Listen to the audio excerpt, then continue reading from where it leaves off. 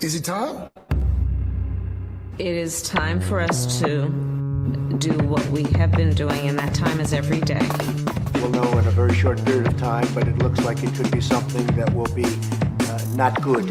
Believe me, not good. I see issue with that. And again, hey.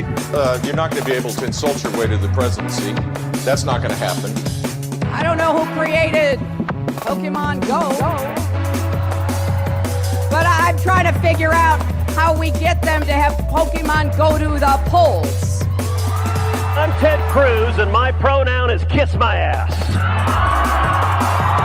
So when you think about it, there is great significance to the passage of time in terms of what we need to do to lay these wires, what we need to do to create these jobs.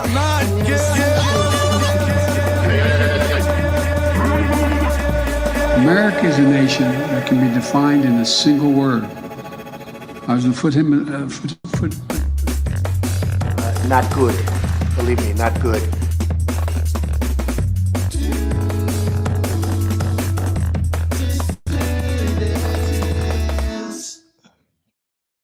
Hello, dissidents. Welcome, one and all, to a Tuesday matinee edition of the Do Dissidents podcast. Keaton Weiss here with Russell Dobular, of course. Hello. I think we should change the intro, my standard sign-on from Hello, Dissidents to Hello, boys, and in some cases, gals. How about that?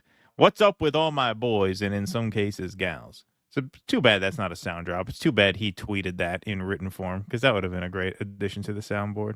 That would have made it on the new intro when we put that together.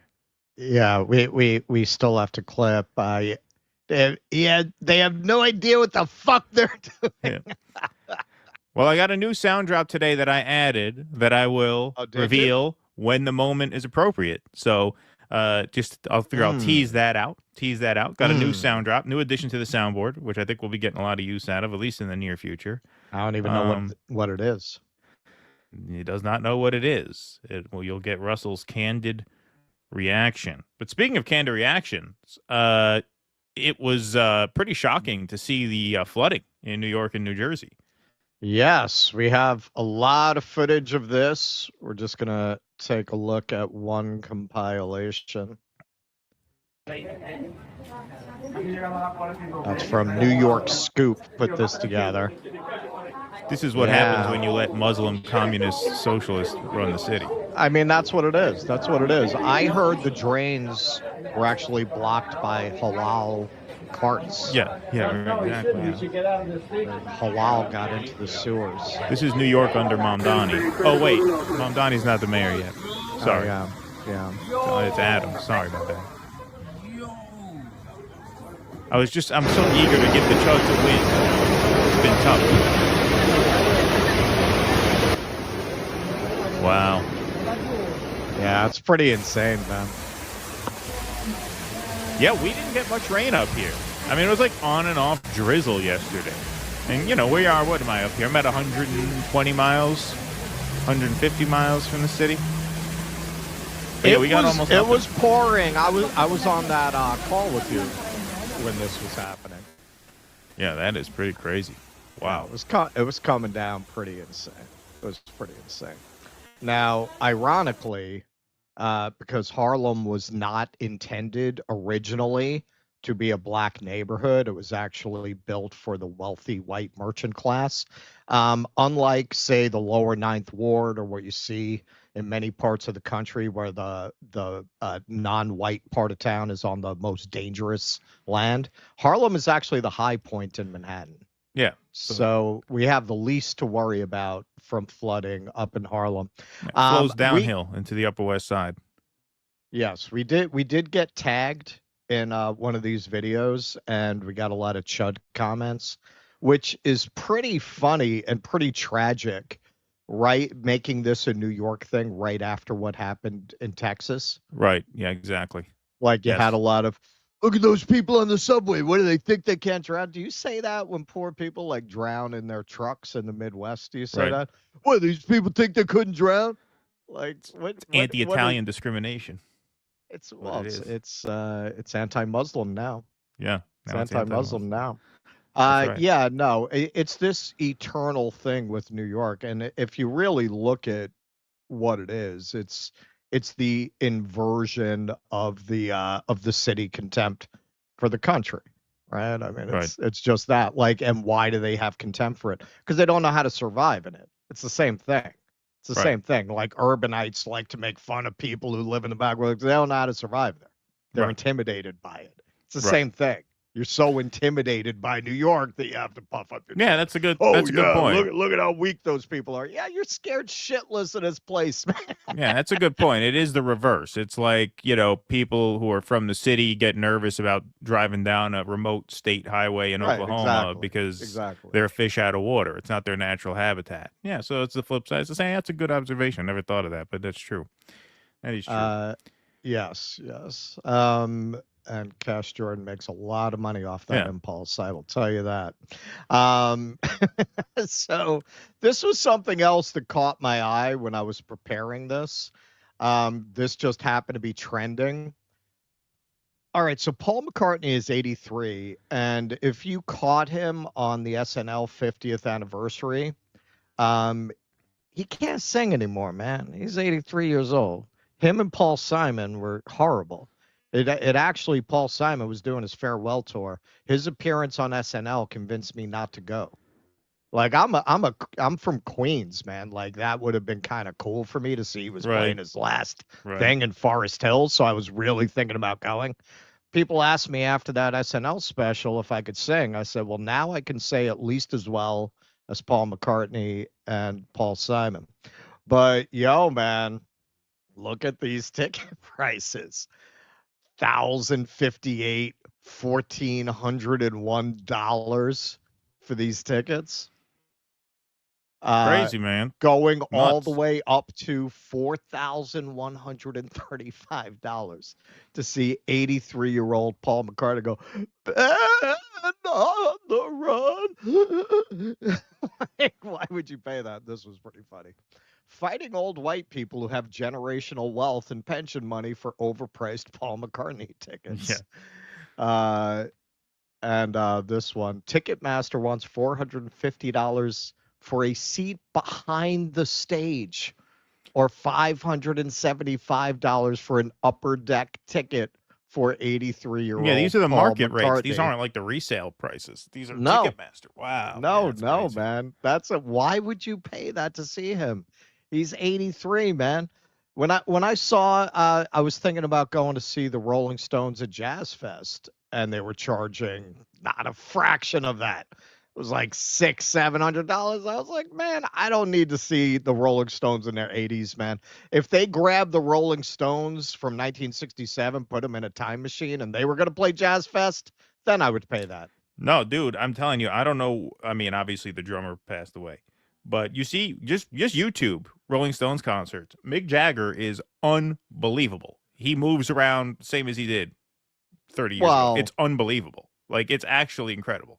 I mean, aren't they a pro-Israel band? So fuck them. I wouldn't see them anyway. I don't know if they're pro-Israel, but they're not. And they didn't they do something recently? Didn't they play a concert there? I don't know. I don't want to say anything. I'm not sure aware. But what I do know is that Mick Jagger, that guy still got it. That guy is incredible. That guy, it would be worth seeing just as a physical feat. That guy. I mean, those guys definitely made a deal with the devil of some kind. I'll give you that, but they're still not the Stones. Jagger runs around. I'm telling you, YouTube it. Jagger runs around, jumps. I've seen it. I've seen it. But then watch that and then go back and watch them in 1968. It's still, I don't care who you are, there's going to be a difference. Well, obviously you're going to age a little bit, but I'm telling you, man, that guy still moves. I know. That guy still does it. He still does it. He still got it. Still got it, that bastard. We got a nice crowd in here today to start things off. 1,100 strong in the YouTube chat, 456 over on Rumble. Great to see everybody here. We have a lot to get to, so why don't we jump right on in, as they say. Let me make sure I got my stuff here. Okay, there you go. They changed the layout in StreamYard. It's a little confusing. Alrighty, folks. Well, let's pick up where we left off. Epstein. It's the new Russia. Epstein. That's all they keep talking. That's all the fake news wants to talk about nowadays is Epstein. You may have heard about this. We touched upon this on Sunday's show. Representative Ro Khanna has released an amendment to demand the release of the Epstein files and will attempt to have politicians vote on it tomorrow. That would be today. Now, this video is a bit out of sync, but it's the only one I can find, and it is legit. I believe Ro Khanna actually tweeted this one out himself. The image and audio are a bit out of sync, but you get the point. The audio is all there. So here's Ro Khanna introducing this amendment.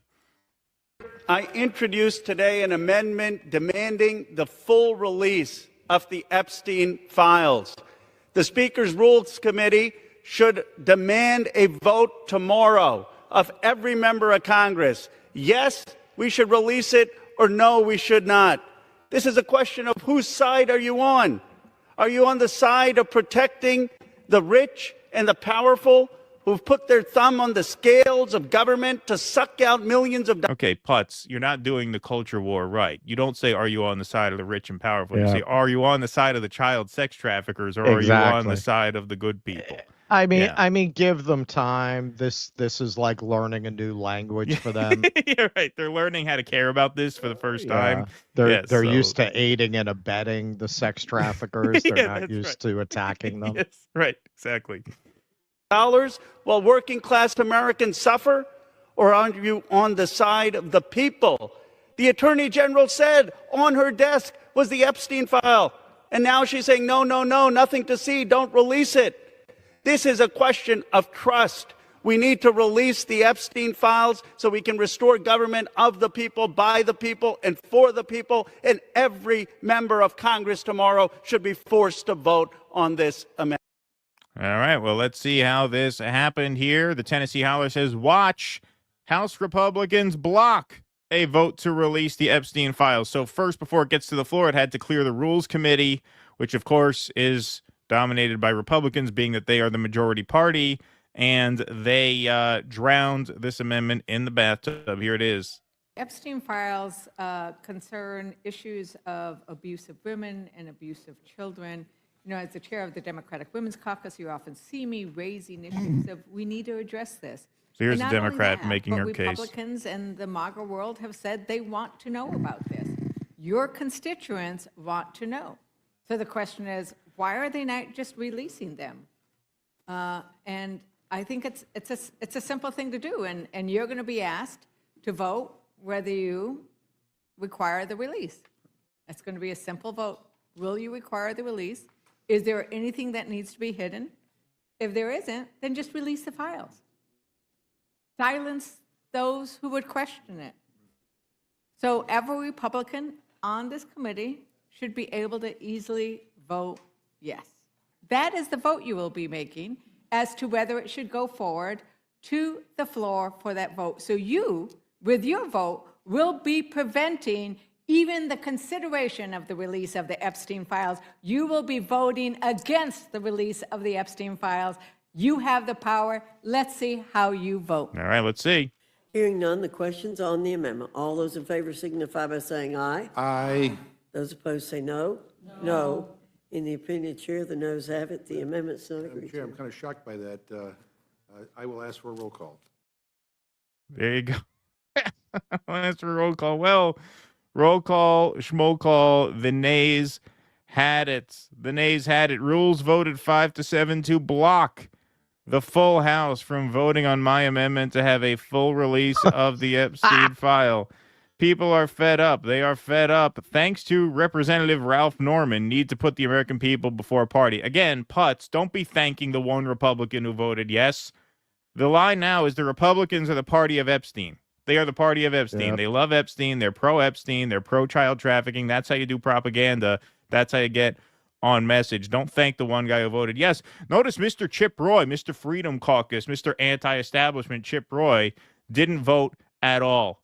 At all. So you had all 4 Democrats vote yes. You had 1 Republican join them in voting yes. 1 Republican sat it out.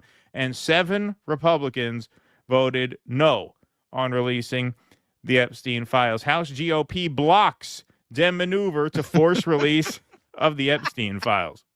You know what was really weird is today Eric Swalwell had a tweet saying, we'll be voting shortly on releasing the Epstein files. I think he must have scheduled that tweet. He must have had like one of his, you know how you could schedule tweets in advance? He must have had that scheduled last night because they're not voting on anything. It was blocked. It was blocked.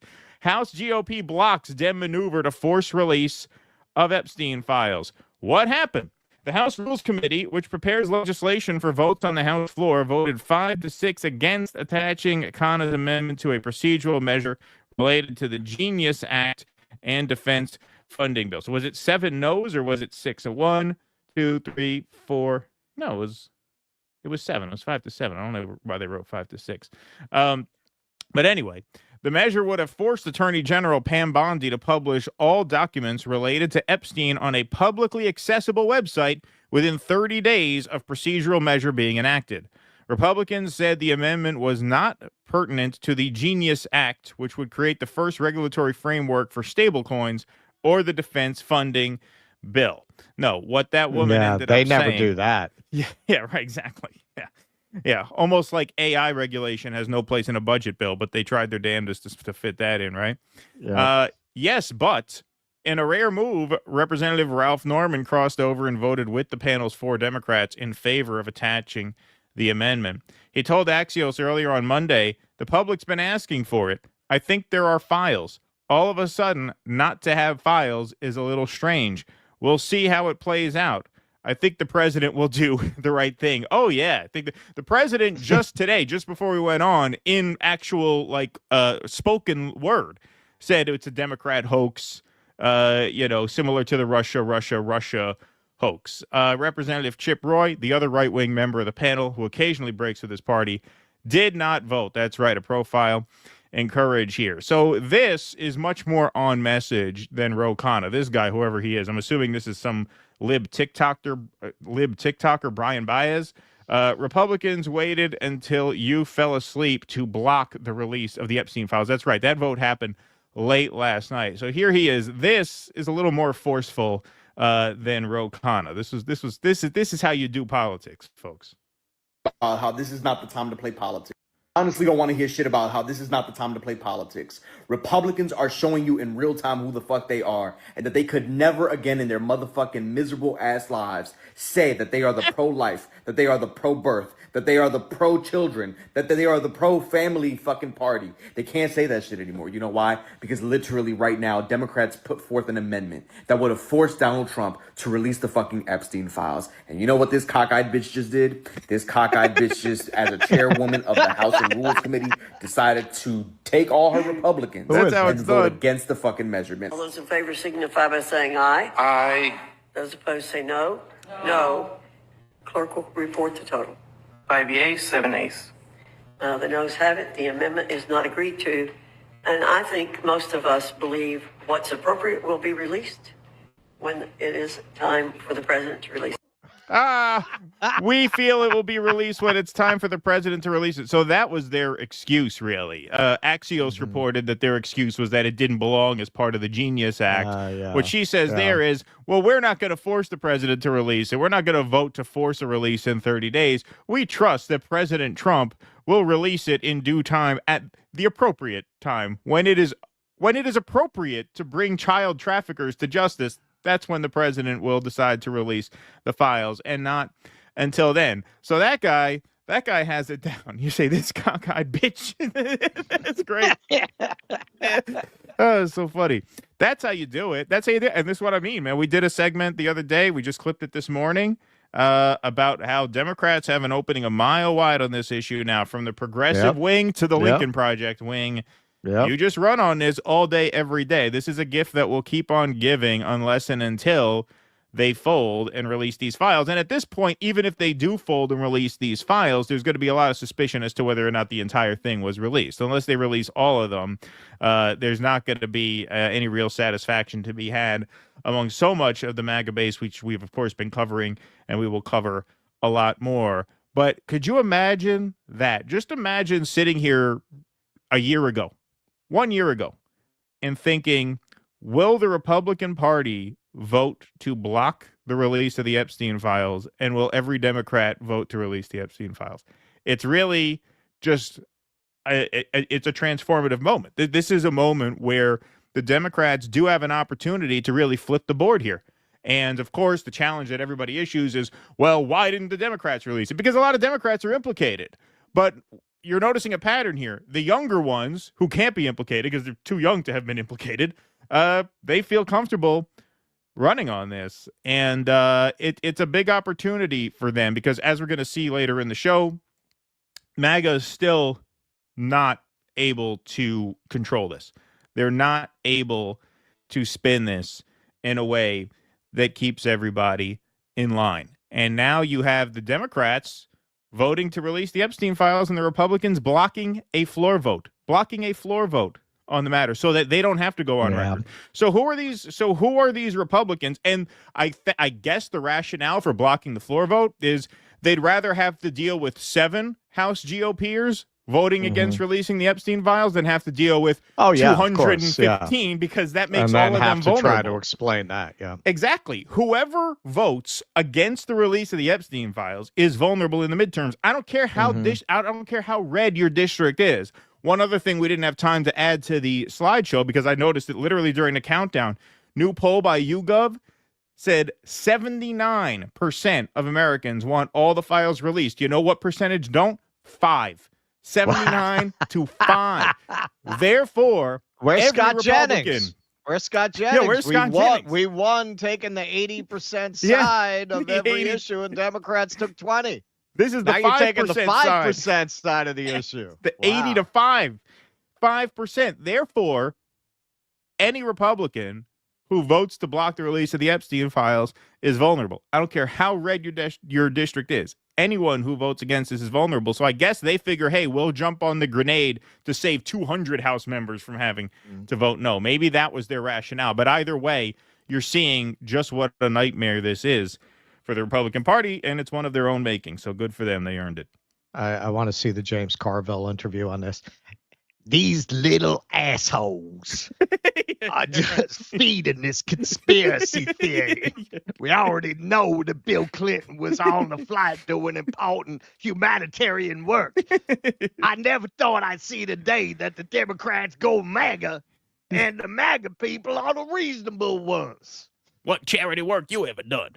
What Name one Haitian you ever ever done for the party? What you ever done for the poor? What you ever done for the Haitians? What you ever done for Africa? Assholes like David Hogg. So why? You never been on the Epstein Island? What you want, a fucking medal, you little asshole?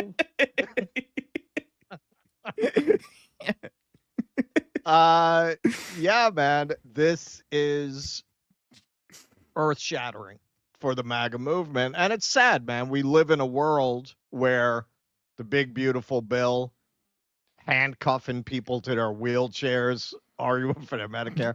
Yeah, in a sane world, that would be earth-shattering. In a sane world, the Doge cuts would be earth-shattering. Trump using the people in North Carolina as props, putting them in front of a microphone, using them for PR, and then denying them more funding, that would have been earth-shattering and as catastrophic to the movement as this. But it's just not, man. Like, this is their core mythology. It's their religion. It's essentially their origin story. And this just blew it all apart. There's no way that you could believe everything that the MAGA movement was supposed to represent, that you are installing anti-deep state, anti-globalists, anti-own nothing, be happy, bug-eating elites. You're installing the people who are going to destroy all Greta Thunberg and Klaus Schwab, and all these globalist pedophile Satanists are going to be taken down by Trump and company. You cannot reconcile that with Trump all of a sudden trying to flip the script to, no, this was all a Democrat thing the whole time. Yeah, it's all Democrats. Alex Jones is trying. God bless him. God bless him. He's trying his best to thread that needle with. Yeah, I gotta take responsibility. I dropped the ball because the Democrats did have those files. It's not gonna work. It's not gonna work. And as we always said, and I think this is being proven in real time, we did always have a little more sympathy, I think, for the MAGA rank and file than libs, with the rationale, they're not quite as mindless. They will not just fall in line with anything the way that libs will. Look, for libs, you cannot say that the idea of institutionalized racism is not as core to their identity as the idea of globalist pedophile Satanists, fans of the playground, my apologies, Satanists are to the MAGA movement. They fell in line for Joe Biden, the author of mass incarceration. The guy started his campaign talking about how well he worked with segregationists. They were able to just tell them, no, it's a stutter. It's a stutter. That's ableist to talk about his racist comments. MAGA don't play like that, man. Some of them do. The ones who are still left do, yes. The ones that are still left, but this kind of an uprising, I've never seen it happen with the Democrats. They can piss in the face of their voters, and they will call it lemonade if you tell them to. But they're having a real problem because their base is not like that, or enough of their base is not like that it's a real problem for them politically going forward. It's a huge problem. And, look, for now, they got to make hay out of this issue and just pound this issue like this guy here. Fourth an amendment that would have forced Donald Trump to release the fucking Epstein files. And you know what this cockeyed bitch just did? This cockeyed bitch just, as a chairwoman of the House and Rules. Yeah, so you got to hammer this. Ro Khanna should hire this guy as his communications director. He should be his communications director, you have to hammer that home. You have to hammer this story home. But like I said in past shows, and I'm going to keep on this, you have to use this to undermine the entire MAGA program. Just connect it to people of such amorality, people who are so amoral as to cover up an elite pedo ring, are also immoral enough to build an immigrant jail in the Everglades surrounded by alligators. They're also immoral enough to perpetuate a genocide in Gaza. They're immoral enough to throw poor people off of the Medicaid rolls. Like, this is, they are showing you their character. They're showing you there's nothing they wouldn't do. I remind the audience again, Christopher Hitchens once said about Bill Clinton, the thing that frightened him about Bill Clinton the most, because he knew him a little bit personally, is there's nothing this man wouldn't do. There's literally nothing I would put past him. Well, if the Republican Party as an organization would vote to suppress the release of the Epstein files, then there's nothing they would not do. There is no act that is beneath them. And so you have to attach that to all of these other policy aims of theirs. And that is how you turn a big win into a huge win. It's all right there for you. It's right there for you. You have been now handed these midterms on a silver platter if you're the Democrats. And I know it's July 2025. I know it's a long ways away. With message discipline now, you can't fuck it up. You can't fail. You can't fail. This is, like Russell said, it's earth-shattering. It's tearing them apart. And you just have to keep at it all day, every day, no matter what. We used to have QAnon, now we got Demonon. God yeah, Demonon. Yeah, that's right. Exactly. Matrix, thanks for the $1.99, says Sphincter Knucklebuster. Thank you, Matrix. Mr. Fancy Pants says, I was going to see Kneecap in D.C., but the tickets were over $300. Yeah, man, all these tickets are crazy, man. All these concert tickets are nuts. I mean, I got the tickets. It's part of the gig. I wound up having to get them from resale. If I had gotten them the first time around, though, I didn't pay that much more on resale. You got to remember, man, in our space, this Kneecap thing is big, but they ain't Paul McCartney out in the world. No, but it's still a lot of money, man. I remember going to concerts paying fucking $35. Yo, man, the first concert I went to was Iron Maiden's Peace of Mind tour with Quiet Riot opening. I was so young, I paid for it with change from my piggy bank. It was $13.50. Yeah. No, I mean, I mean 35 for like the big bands. If you're like seeing an amphitheater show and you got shitty seats or you're on the lawn or in an arena in the upper deck or whatever, to see like an indie band, $15, $20. That's it. Yeah, no, it's crazy, man. It's crazy. By the way, inflation is up again. I hate to bear the bad news. Yes, 2.7 was the today's report. Terrible, horrible. Eric Maines says, starting DD with a New York subway video highlighting Adams' new free multifunction subway with water ferry terminal with service to Staten Island. Take that, Mamdani. Thank you, Eric Maines. Appreciate that. Killer Hinton says, breaking. Prison cameras were malfunctioning while Ghislaine Maxwell committed suicide next Wednesday. I like that play on words. Thank you there. Noah Goop says, I've had enough of your black pill BS. Everybody stand up. Thank you. Verzen's sake says, get over your TDS already and accept that Trump is playing 3D chess. He just sucks at it real bad. Thank you very much for Zen's sake. Appreciate that. We're up to 1,900 now in the YouTube chat, but only 422 likes. Let's do a little better than that, please and thank you. Let's get that like count up so we can get an even bigger crowd in here, and we'll move right on along. Plenty more Epstein stuff, but we got to cover another big development of the day, which is Ukraine. Yes. So Donald Trump is getting very peeved with his friend Vladimir. This is what he said when asked about him a couple days ago. I am very disappointed with President Putin, and I thought he was somebody that meant what he said, and he'll talk so beautifully, and then he'll bomb people at night. We don't like that. Thank you. No, we don't like that. We don't like people who bomb people at night. We don't like that. It's not like, see, the good thing about the Israelis is they don't have a time. They'll bomb you in the daytime, in the morning, in the afternoon, our Spanish friends call it tarde. They'll bomb you in the tarde. Yeah. In the noche. They'll bomb you anytime. Not like these Russians. Yeah. So he said he's going to make a big announcement. And of course, you may have heard about these Epstein files not being released. Of course, people thought it was going to be related to that. There are rumors that Bongino is going to resign, all kinds of rumors flying around. People are trying to throw Bondi under the bus. Was he going to fire Bondi? There was a lot of anticipation. What could, in the middle of all this with the Epstein files, What could the big announcement he wants to make be? Well, in the Oval Office, sitting next to Mark Rutte, the head of NATO. We hate NATO, right? They're part of the globalists. Globalists. Sitting right next to the head of NATO, he announces impending sanctions on Russia.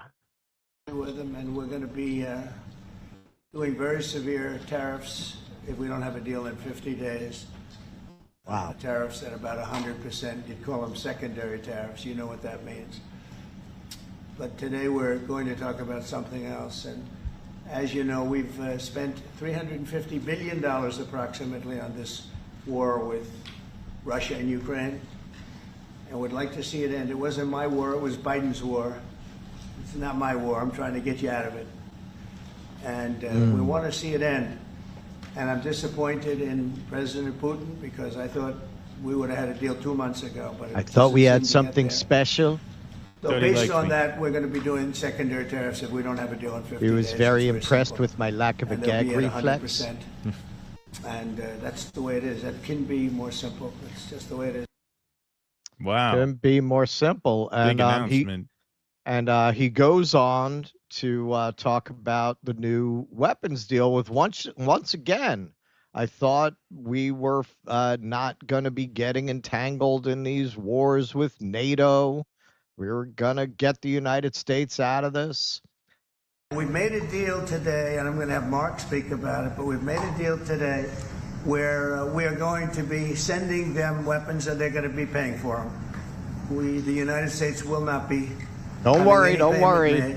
We're not it's a good deal for us. But we will manufacture it and they're going to be paying for it.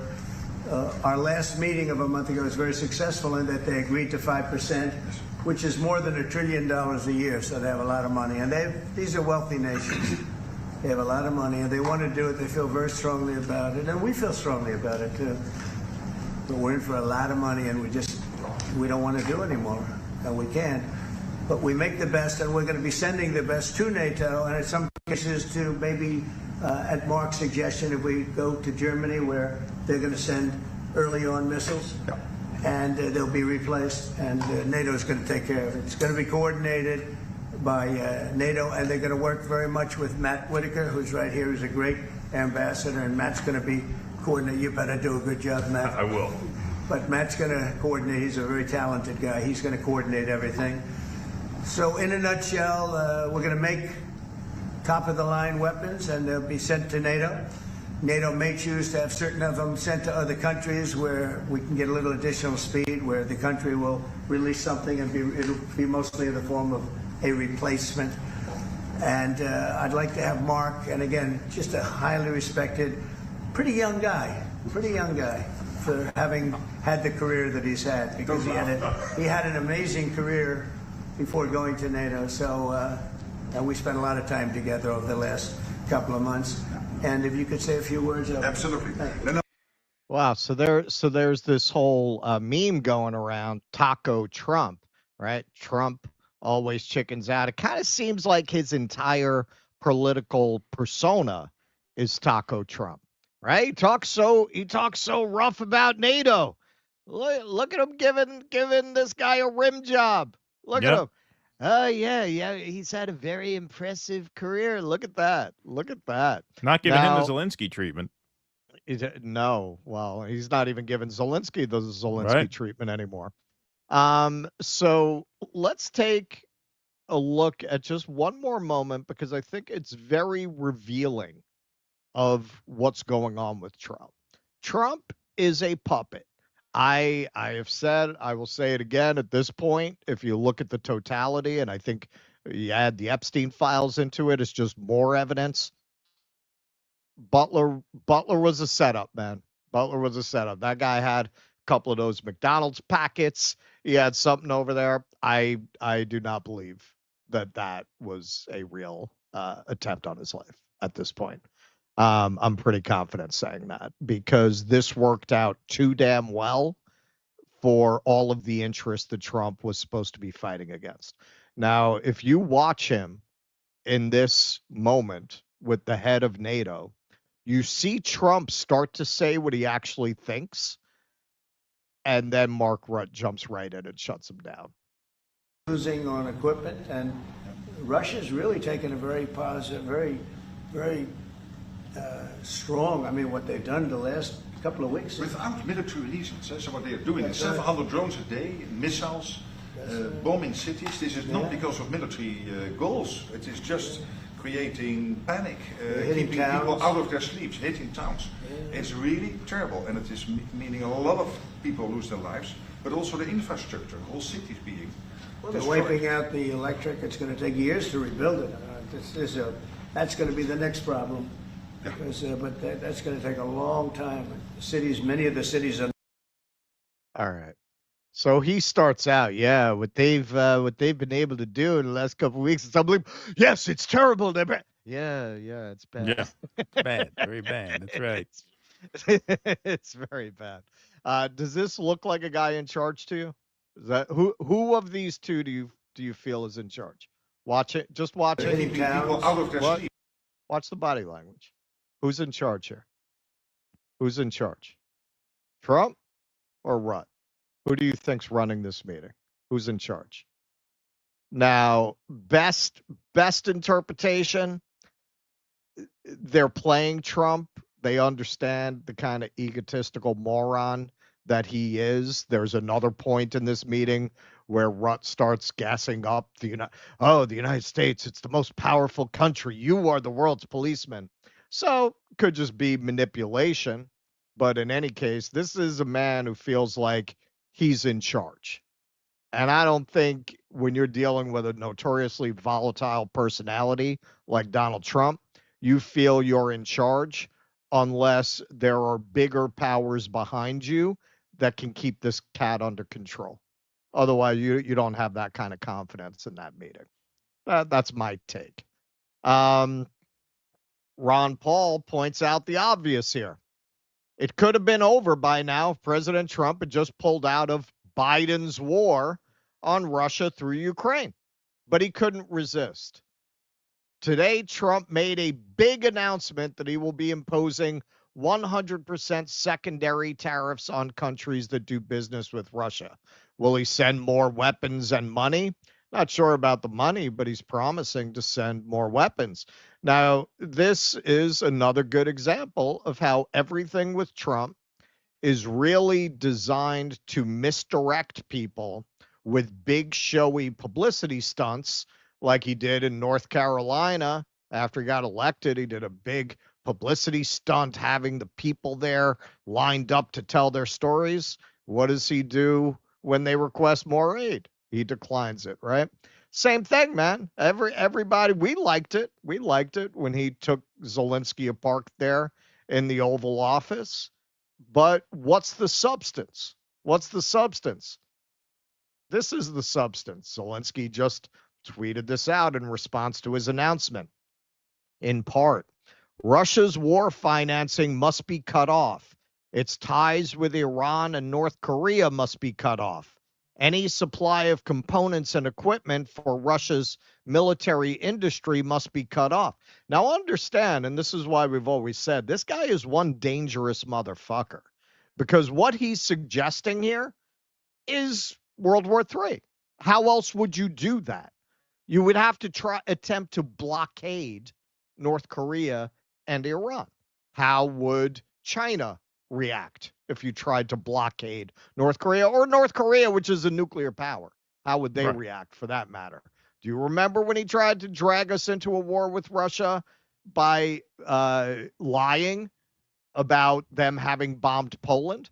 This guy is very, very dangerous. Now, in the end, I can't blame him for doing whatever he thinks he needs to do to try to fend off an invasion of his country. But I can blame our leaders for continuing to deal with him as if he's someone to be relied on and not a very dangerous person trying to drag the world into World War III in the interests of his country. I'm grateful to our team and to the United States, Germany, and Norway for preparing a new decision on Patriots for Ukraine. That's what they're sending, Patriot missiles. We are also working on major defense agreements with America. Ukraine is absolutely ready for all honest and effective steps toward peace, lasting peace, and real security. It is Russia that isn't ready. It is Russia that must be forced. And this is what's happening. Oh, is it? Russia didn't care about Trump's weapons for Ukraine tariff threats, official says. This is Dmitry Medvedev, the former president of Russia. Trump issued a theatrical ultimatum to the Kremlin. The world shuddered, expecting the consequences. Belligerent Europe was disappointed. Russia didn't care. This is from ABC News. Russia continued its nightly bombardment of Ukraine overnight into Tuesday, shortly after President Donald Trump announced his decision to supply Ukraine with new military equipment and White House threats of further economic measures against Moscow. Kremlin spokesperson Dmitry Peskov said Tuesday that Russian President Vladimir Putin would make a decision about how to respond to Trump. Quote, "The U.S. president's statements are very serious," Peskov told reporters during a daily briefing. "Some of them are addressed personally to President Putin. We definitely need time to analyze what was said in Washington." You know, it's like serious people.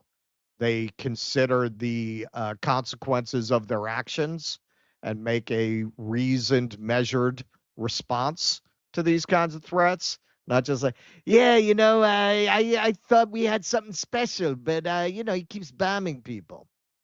Right. Ukrainian backers also in the Senate urged Trump to build on Monday's announcement. Quote, "This announcement by itself will not be big enough to bring Putin to the negotiating table and finally end this war," Senate Foreign Relations ranking member Jeanne Shaheen, Democrat of New Hampshire, said in a statement sent to ABC News. President Trump needs to commit to a sustained flow of security assistance to Ukraine over the long term, she added. And we must move immediately on the tough sanctions package in the Senate, which has overwhelming bipartisan support and will make it harder and harder for Putin to prop up his economy and sustain his illegal war, unquote. That bipartisan Senate proposal, fronted by Senator Lindsey Graham and Richard Blumenthal, proposed secondary sanctions of up to 500% on nations doing business with Russia. Though, according to Graham, it will include an option allowing Trump to waive sanctions on individual nations. So here's Lindsey Graham. He's very, very proud of this appearance. He tweeted it out. This is him salivating not only at getting those Ruskies right where we want them, but for the tremendous business opportunity this represents for us. In trying to get Putin to the table, he believes Putin is playing him, and he changed the game today. What did President Trump do today? He's selling weapons to NATO to benefit Ukraine. It is good for the American economy. These factories that exist in America that make weapons, they will be selling those weapons to NATO. Europe will be paying for it, and Ukraine would benefit. But he also told Putin, "I'll give you 50 days to end this war. And if you haven't come to the peace table to end the war by 50 days, in 50 days, I'm going to put 100% tariff on all the countries that buy your oil and gas and defund your war machine." So China, Brazil, and India, you better listen to what Trump said today. If you keep buying cheap Russian oil and gas to fund Putin's war machine, President Trump is going to put 100% tariff on all of your products coming in the United States if you don't change your behavior. And I'm going to make a prediction, they will. They're going to go to Putin and say, enough, get to the table. I'm going to make a prediction, too. Given that a lot of the oil we're getting in this country is actually cheap Russian oil that's going through third parties like China and India and then coming back around to the United States. And if you went ahead and actually went through with this, it's going to send gas prices through the roof. I'm going to predict that Trump is going to find a way to climb down off this ledge, Lindsay. So this is our friend Nick Cruz. This is, sometimes you get tired in this job, you get lazy, and you say, what's Nick's take? Oh, Nick's spitting fire. You know what? We could just let him handle the take. Yeah, exactly. Yeah. Nick's got a great take on this in all seriousness. So good, we can't say it better ourselves. Remember when Donald Trump said he was going to end the Ukraine war in 24 hours? We could end the Ukraine conflict in 24 hours. In 24 hours. In 24 hours. In one day, 24 hours. In 24 hours. In 24 hours. In 24 hours. I can do it in 24 hours. Now the narrative of the ruling class is that Donald Trump is fed up with Vladimir Putin, and now he's willing to take the fight to Russia. We get a lot of bullshit thrown at us by Putin, for you want to know the truth. I'm not happy with what Putin's doing. I was very disappointed with my goal with President Putin. I am very disappointed with President Putin. We're not happy with Putin. I'm not happy with Putin. Notice how in order to continue this war, Donald Trump is playing dumb and acting like he doesn't understand the Russian demands to end this war, because Donald Trump was allowed to win so he can continue the Ukraine war and sell the war to his resistant MAGA base. Now Trump can turn to MAGA and claim that he tried to negotiate with Putin, but Putin simply was being too unreasonable. You guys see the game that they were playing? The reality of the situation is that Putin has no reason to negotiate with the pro-Nazi, batshit crazy West. Russia is winning, and Ukraine is not the West to negotiate over. MAGA was a giant psyop in order to convince a bunch of angry white dudes to vote Republican after George W. Bush and Barack Obama. You have to be insane to believe a reality game show host was going to disrupt the plans of the United States empire. Not a word out of place there, man. Yeah, absolutely. As time goes on, the Epstein files, and I think this is part of why it's so devastating to the MAGA movement. It reveals everything that Nick's saying there to be true. Because if even that was a lie, what was the purpose of this entire campaign? What was the purpose of it?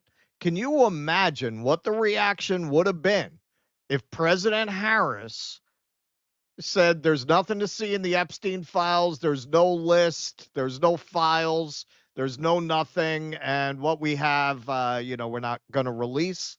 Can you imagine what the reaction would be if President Harris had just had that meeting in the Oval Office about sending more weapons to Ukraine and sanctioning Russia? Donald Trump was the best thing that ever happened to the deep state, and that's why they backed him.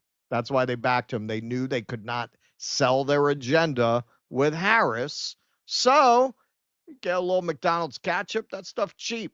What? Couple pennies for those packs. Slap it on your ear.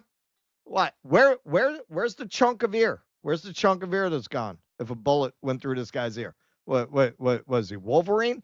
Where's the scar? Come on, man. This was all an op. It's all a setup. They're getting everything they wanted. Everything that people thought Trump was against, actually, he is the avatar for, because they knew they could not sell it with cackling Kamala Harris. There was no way they were going to be able to sell this agenda. They needed Trump. Well, you have to swap out the majority, right? You have to swap out the majority in power, because, the majority in power was the Democratic majority for 4 years. And so you kind of ran that into the ground. So then you have to swap out, give the Republican majority. Right. It's not even so much about the politicians as it is about the people, right? If you're trying to keep people fenced in within certain boundaries, then sometimes you have to let the minority take over, and then it switches back and forth. Yeah. You could tell how out of touch Trump has become with his own base, not simply for the shockingly out-of-touch statement that the Epstein files are a Democrat hoax, but that he thought he should hype this meeting with Mark Rutte to his base. The fact that he teased this out the day before, big things are happening tomorrow, as if his base was going to like this. Right. His base is going to hate Especially this. at this moment, when of course they're going to think it's Epstein related.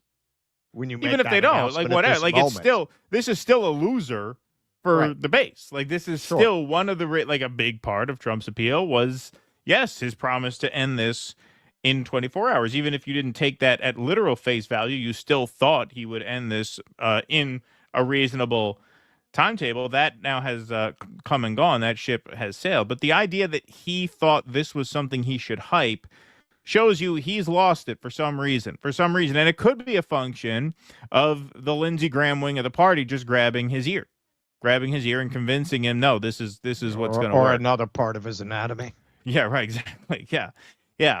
It's certainly, something. It's certainly something because he does not really seem to understand his own base at this moment. He doesn't seem to understand his own supporters and their priorities, which he always seemed more or less kind of in touch with. Like, even he never understood that to the extent that, like, Steve Bannon and Tucker Carlson understood that. Even he could never, I don't think, articulate it to himself as clearly as they could to him or for him in the case of Bannon, who was his speechwriter in 2016.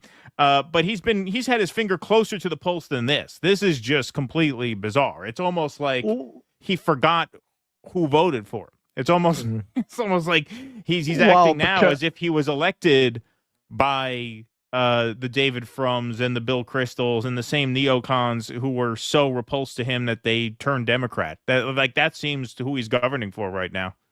Well, I think what you're seeing is the problem with propping this guy up as a fake populist and then needing him to execute this deep state agenda and try to sell it as populist. It's an impossible mission that nobody could do, and certainly nobody as incurious as Donald Trump is. I have always said, man, if he had not had the ego he had and he had kept Bannon on as his rove, he would have done 2 terms. No doubt in my mind. On his own, he's not that smart.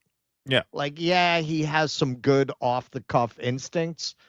Instincts are not enough to get you to sell an agenda that would have had people go berserk if it had been Kamala Harris's agenda and get them to keep screaming, this is what I voted for. Yep. And it's working on fewer and fewer people as he becomes more and more detached from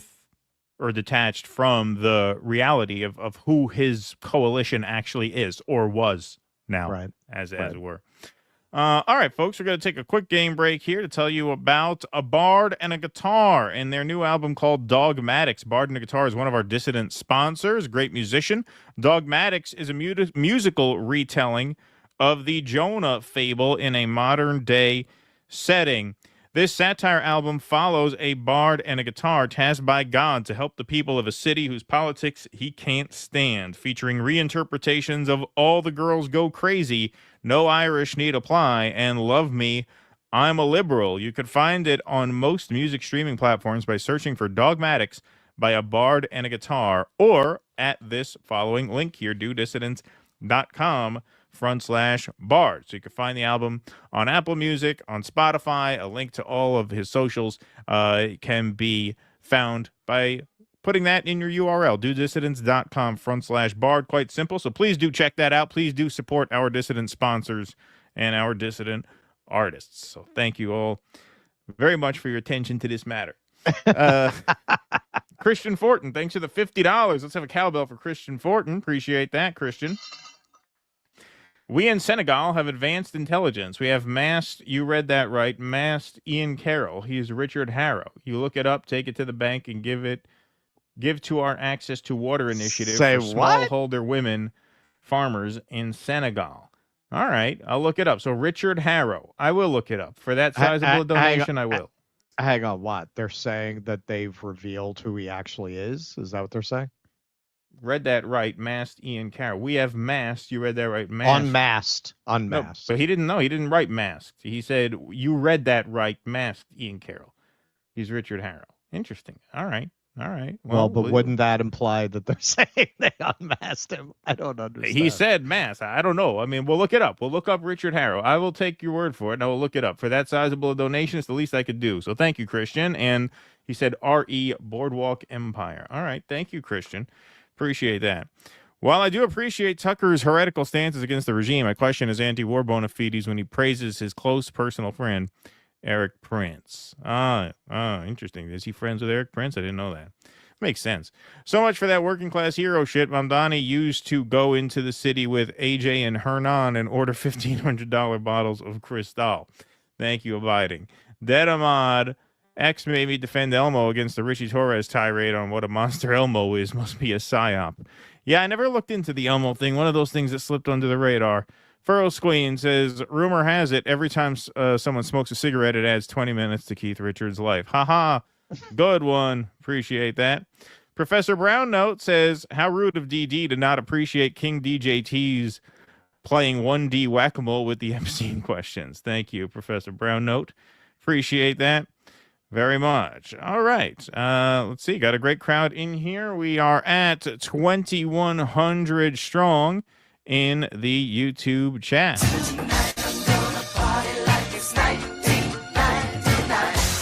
And we are at 690 likes.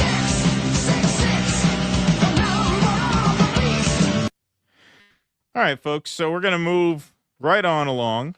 All right, folks. This is somewhat of a follow-up segment to one we did on the last show. You may remember Tucker Carlson's appearance at the Turning Point USA conference, in which he called out, as Libertas Redux says here, Redux says, call out Mossad and Israel. So just a brief recap of his speech. They're not going to play much. Just a refresher in case you missed it on Sunday.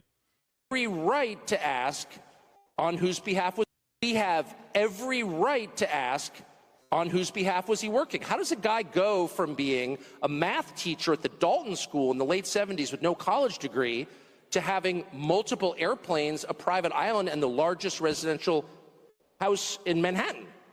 Where did all the money come from? And no one has ever gotten to the bottom of that because no one has ever tried.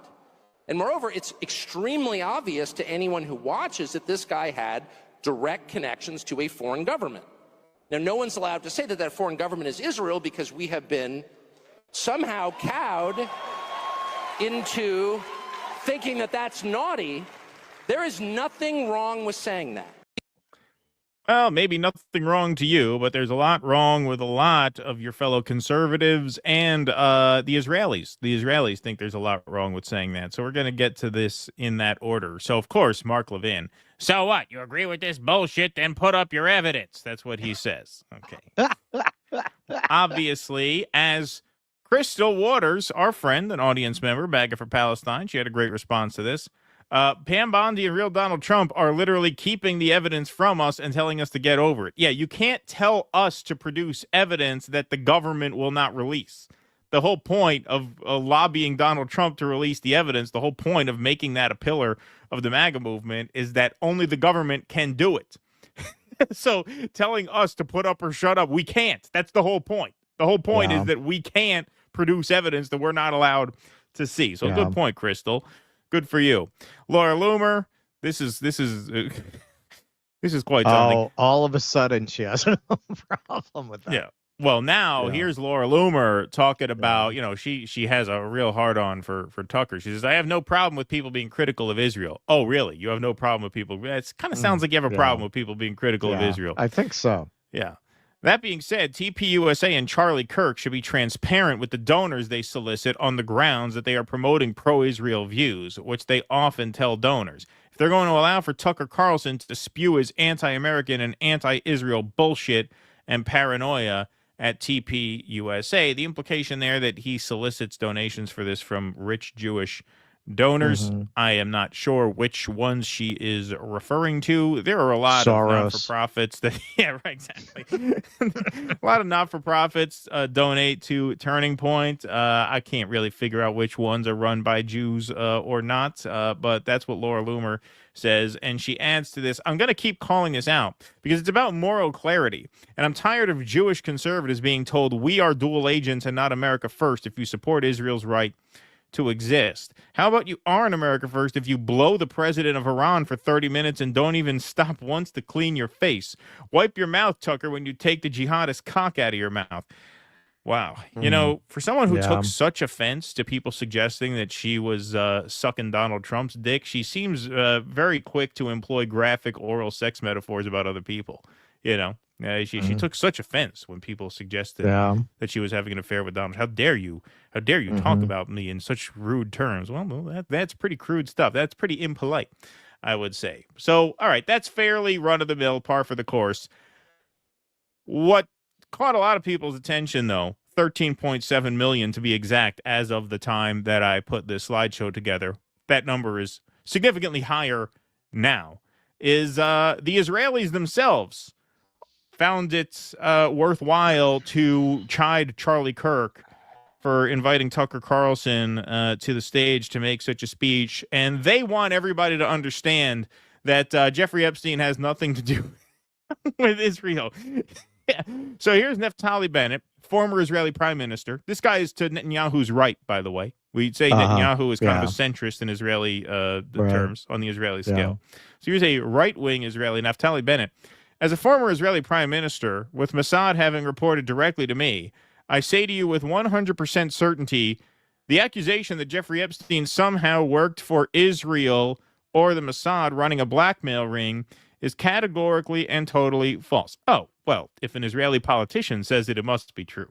Must be true. That puts that story to bed. They never lie. They never lie. The world's most moral intelligence services. This shows you they lack the same self-awareness that Trump does now. Like, you really expected this to like put the issue to bed as opposed to doing the exact opposite.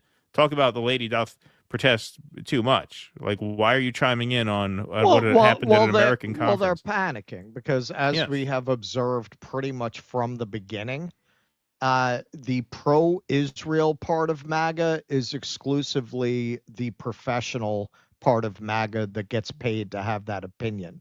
Right. The actual base does not have that opinion.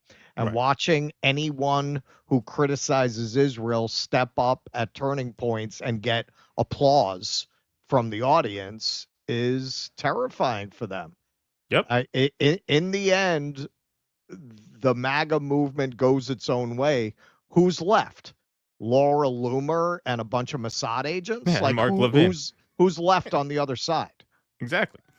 Ben Shapiro? Right. Whose company, not coincidentally, I mean, that was an early indicator of that reality. All conservative media is thriving and they're going bankrupt. Why? That's right. Why? For what reason? They got Matt Walsh. They had Candace Owens. Like, why are they having financial problems? Because they are so strongly identified with a Zionist position. So he continues, Epstein's conduct, both the criminal and the merely despicable, had nothing whatsoever to do with the Mossad or the state of Israel. Epstein never worked for the Mossad. Yeah, you said that already.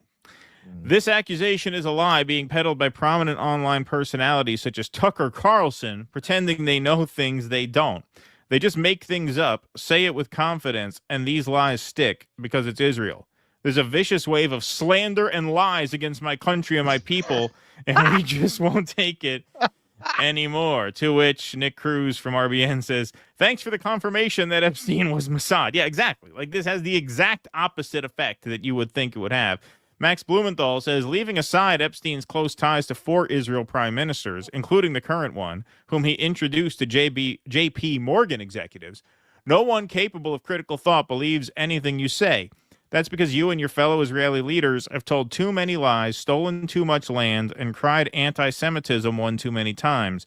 The only time you seem to be telling the truth is when you boast about your propensity for mass murder, such as when you said, meaning Naftali Bennett, I've killed lots of Arabs in my life, and there's no problem with that.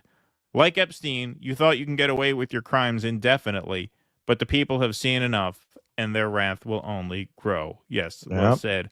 Max, Caitlin Johnston says, last month you were adamantly, ferociously, indignantly denying that Israeli forces had fired upon civilians seeking aid, only for it to then become a daily occurrence and for your own soldiers to tell the Israeli press that you lied. Exactly. These guys are habitual liars, as we know. So here's Amishai Shikli, Israeli Minister of Diaspora and Combating Anti-Semitism, whatever that means. So he writes to Charlie Kirk, an open letter to Charlie Kirk. Dear Charlie, like many others, have been following your remarkable journey from afar. Your pursuit of truth, integrity, and love for your country.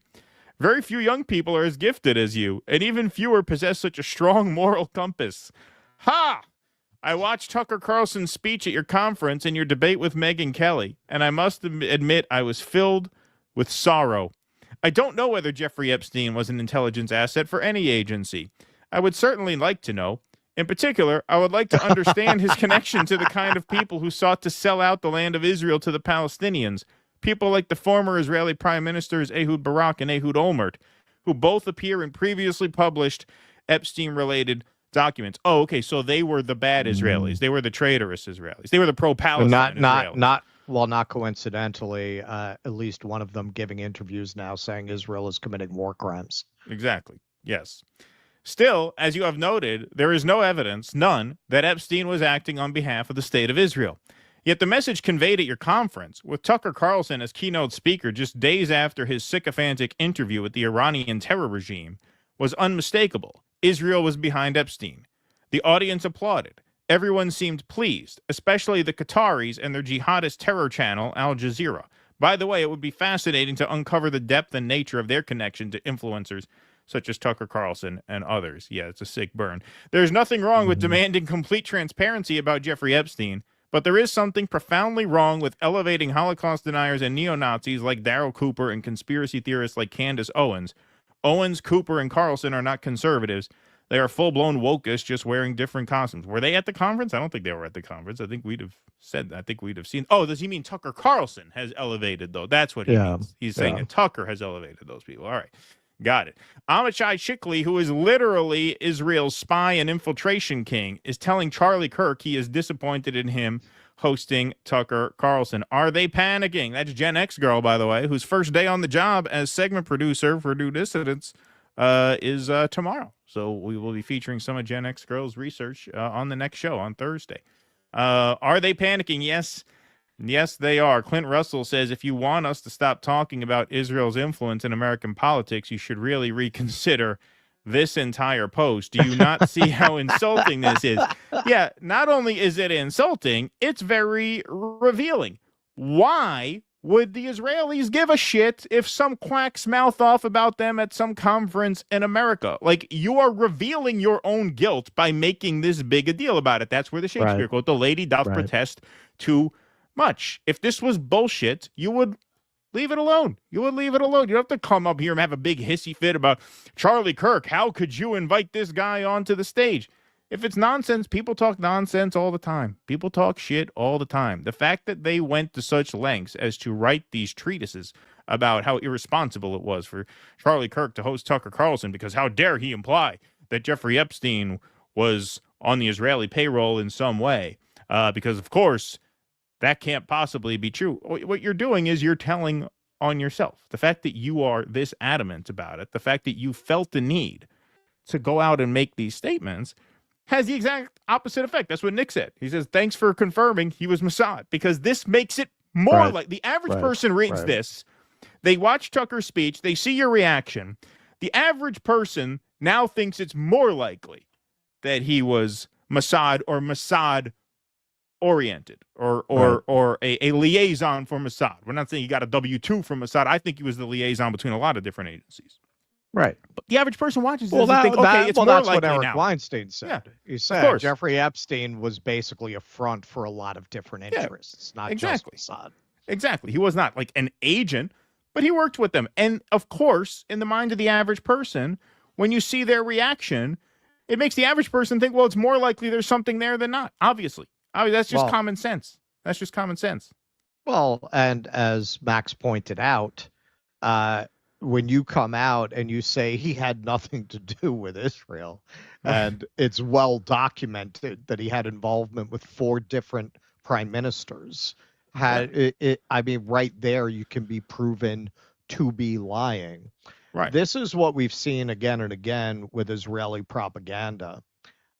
They've pretty much had a free hand for 75 of the last 76 years, and that makes you sloppy. They expect to be able to control the conversation in a way that they no longer can, and they have no idea what to do about it. And watching the truth start to come out at one of the biggest right-wing Republican MAGA kind of confabs in the country, that's terrifying to them because they know most of the Democrat base is not with them. Most of the base, and again, just like on the other side, leadership is with them. People they're directly bribing are with them.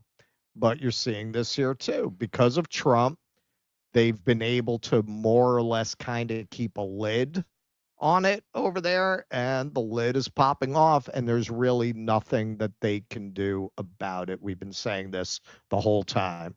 The average MAGA person is not pro-Israel. Quite the opposite. Quite the opposite. Most of them are anti-Semitic adjacent, if not outright anti-Semitic. Like the basic premise of the protocols of the elders of Zion. Man, I'm not going to say most, that's not fair, but a good portion. Let's put it this way. People who believe that are much more likely to be at Turning Points USA than, say, at the National Dog Show, okay?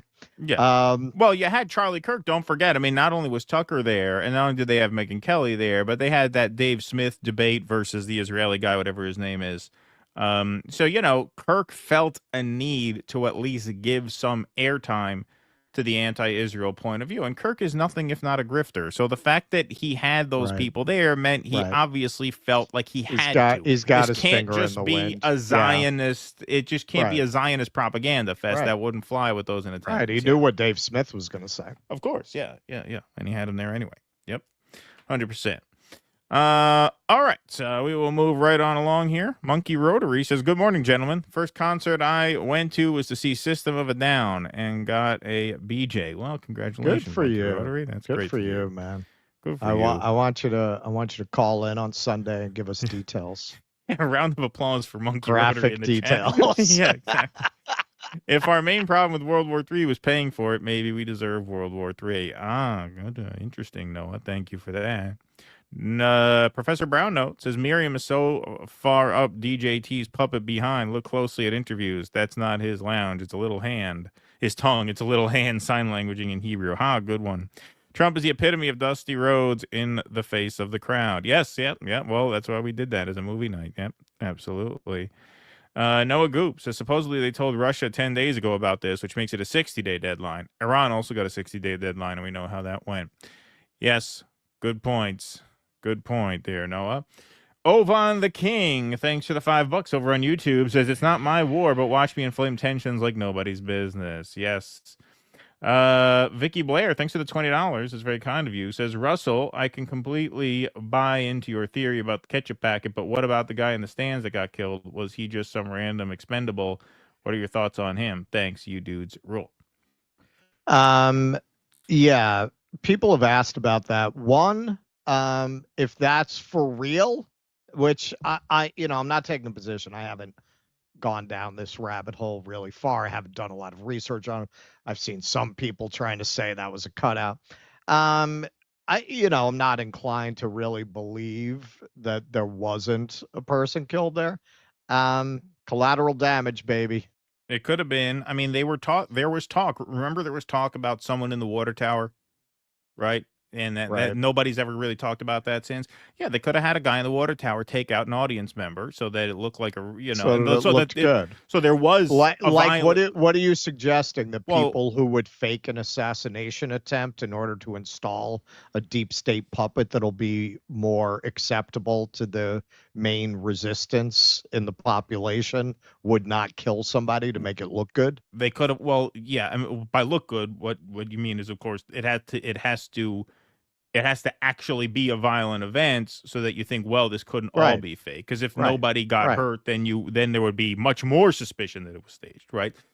That could be. Again, we don't know that, but it's funny how all this talk about the person in the water tower kind of went away, just like the shooter himself kind of disappeared from headlines. Yeah. Listen, so some of the biggest, greatest evidence to me that this is fishy is the fact that this shooter has not been poured over and explored and talked about like any other assassin or would-be assassin in my lifetime. Right. I mean, from Mark David Chapman, Hinckley. I mean, everybody knows these names. Endless documentaries about these people. Where's the big documentary about the shooter here? It's not normal. There's something going on there. It is very strange, for sure. Race Car says, man, guys, the channel Infonomics is interesting. The host discusses how U.S. dollars flow out of the U.S. due to budget deficits, then flow back into the U.S.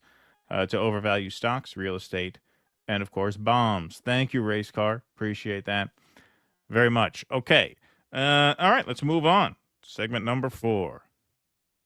All right. Ghislaine has been in the news. Now, this, it seems, is kind of just coincidental that her appeal is reaching the Supreme Court at the same exact time that they're trying to shut down these files.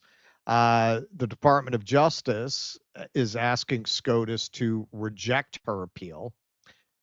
The Department of Justice on Monday asked the Supreme Court to deny Jeffrey Epstein associate Ghislaine Maxwell's appeal of her sex trafficking conviction, a move that comes as the department has recently come under fire for its handling of Epstein's case files. Maxwell, 63, was convicted by a jury in New York in 2021 of 5 counts involving sex trafficking of a minor and conspiracy. She was sentenced to 20 years in prison. Maxwell appealed her conviction, saying it should be tossed out for several reasons, including that a plea deal Epstein reached with the federal government in 2007 immunized her and that statutes of limitations had run out. Quote, I'd be surprised if President Trump knew his lawyers were asking the Supreme Court to let the government break a deal, attorney David Oscar Marcus said. He's the ultimate deal maker, and I'm sure he'd agree that when the United States gives its word, it should keep it. With all the talk about who's being prosecuted and who isn't, it's especially unfair that Ghislaine Maxwell remains in prison based on a promise the government made and broke. Okay, so, that's very lawyerly. He's being kind of slick there, dropping some implications without trying not to go so far that he's going to piss off the big guy, while at the same time pointing out what many people are pointing out.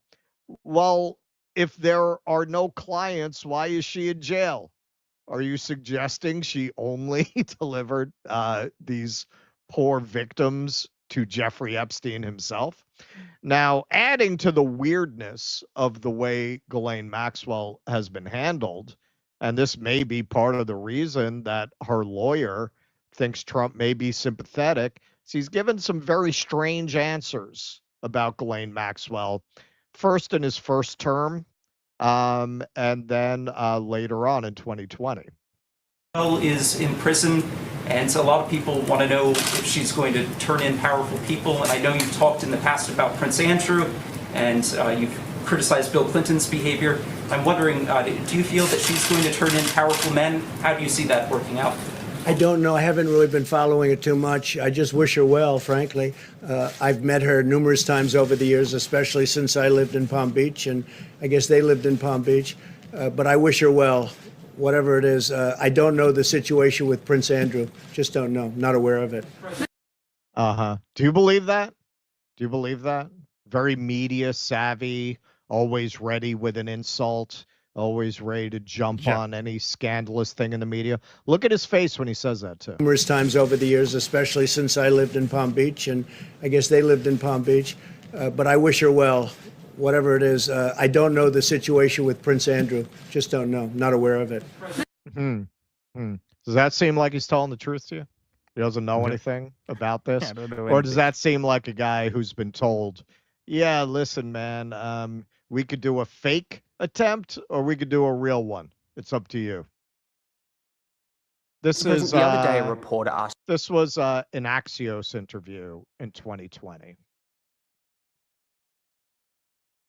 Mr. President, the other day a reporter asked you about Ghislaine Maxwell. You said, quote, "I just wish her well, frankly. I've met her numerous times over the years, especially since I lived in Palm Beach, but I wish her well, whatever it is." Mr. President, Ghislaine Maxwell has been arrested on allegations of child sex trafficking. Why would you wish such a Well, first person of all, well? I don't know that, but I do know that She has. She's been arrested for that. You know her that. friend or boyfriend Epstein was either killed or committed suicide in jail. She's now in jail. Yeah, I wish her well. I'd wish you well. I'd wish a lot of people wish well. her well. Good luck. Let them prove somebody was guilty. I mean, do you know that? Oh, she's so you're guilty? saying you hope she doesn't die in jail? Is that what you mean by wish her well? Her boyfriend died in jail, and people are still trying to figure out, how did it happen? Was it suicide? Was he killed? It's a very sad And story. I do wish her well. I'm not looking for anything bad for her. I'm not looking bad for anybody. And they took that and I mean, they she's made a child it sex, alleged child such sex a trafficker. big deal. But all it is her boyfriend died. He died in jail. Was he Very sad. killed? Was it suicide? I do. I wish her well. This famously vicious guy who loves to attack political opponents, who loves to single people out for their moral crimes, whether real or imagined, just happens to be wishing a convicted sex trafficker well because her boyfriend died. Yeah, that's got to be tough. It's It's gotta got to be be tough. First, you're getting convicted for sex trafficking, and then your accomplice dies in jail. I mean, Right. it's a horrible story. It's absolutely horrible. It has nothing to do with the fact that I hung pretty hard with Epstein at my resort, and he recruited a lot of his victims out of there. Has nothing to do with that. Has nothing to do with the girl who claims that I and Epstein assaulted her when she was 13, who withdrew her suit against me, claiming that her life and the life of her family had been threatened. Nothing to do with that. Nothing to do with that. And it's not just him, as we well know. Got pictures of Epstein in the Oval Office, of him and Maxwell in the Oval Office with Bill Clinton. This goes back quite a long way. But now, Jeffrey Epstein's accomplice, Ghislaine Maxwell, is ready to reveal truth of fan of the playground client list. This story is tough to cover. So why are Republicans blocking her? This is from the Daily Mail. They got an exclusive on this. Ghislaine Maxwell is willing to speak in front of Congress about the Epstein files, sources tell the Daily Mail. Maxwell, 63, is the only person behind bars serving 20 years on child sex trafficking charges. You remember the modeling agent, I forget his name, the French guy. He was arrested as part of the Epstein scandal, but he self-deleted in prison. Funny how that works.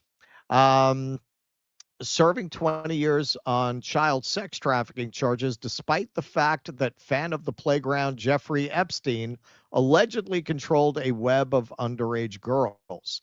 Additionally, Epstein's victims alleged they were passed around as sex toys to his wealthy friends and billionaire business associates who regularly visited his homes, including his private island, Little St. James. Now, a source said, despite the rumors, Ghislaine was never offered any kind of plea deal. She would be more than happy to sit before Congress and tell her story. Quote, no one from the government has ever asked her to share what she knows. Wonder why that is. She remains the only person to be jailed in connection to Epstein, and she would welcome the chance to tell the American public the truth.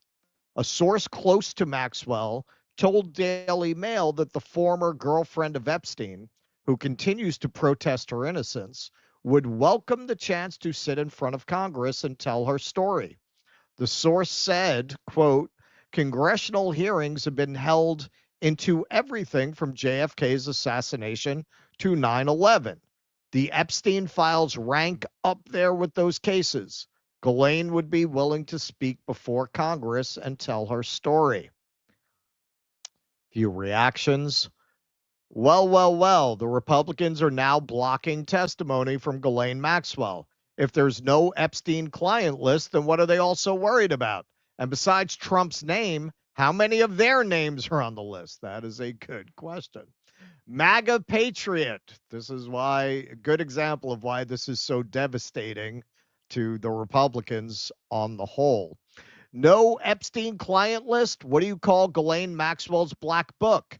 The one that our government has decided can't be released as part of Maxwell's sentencing.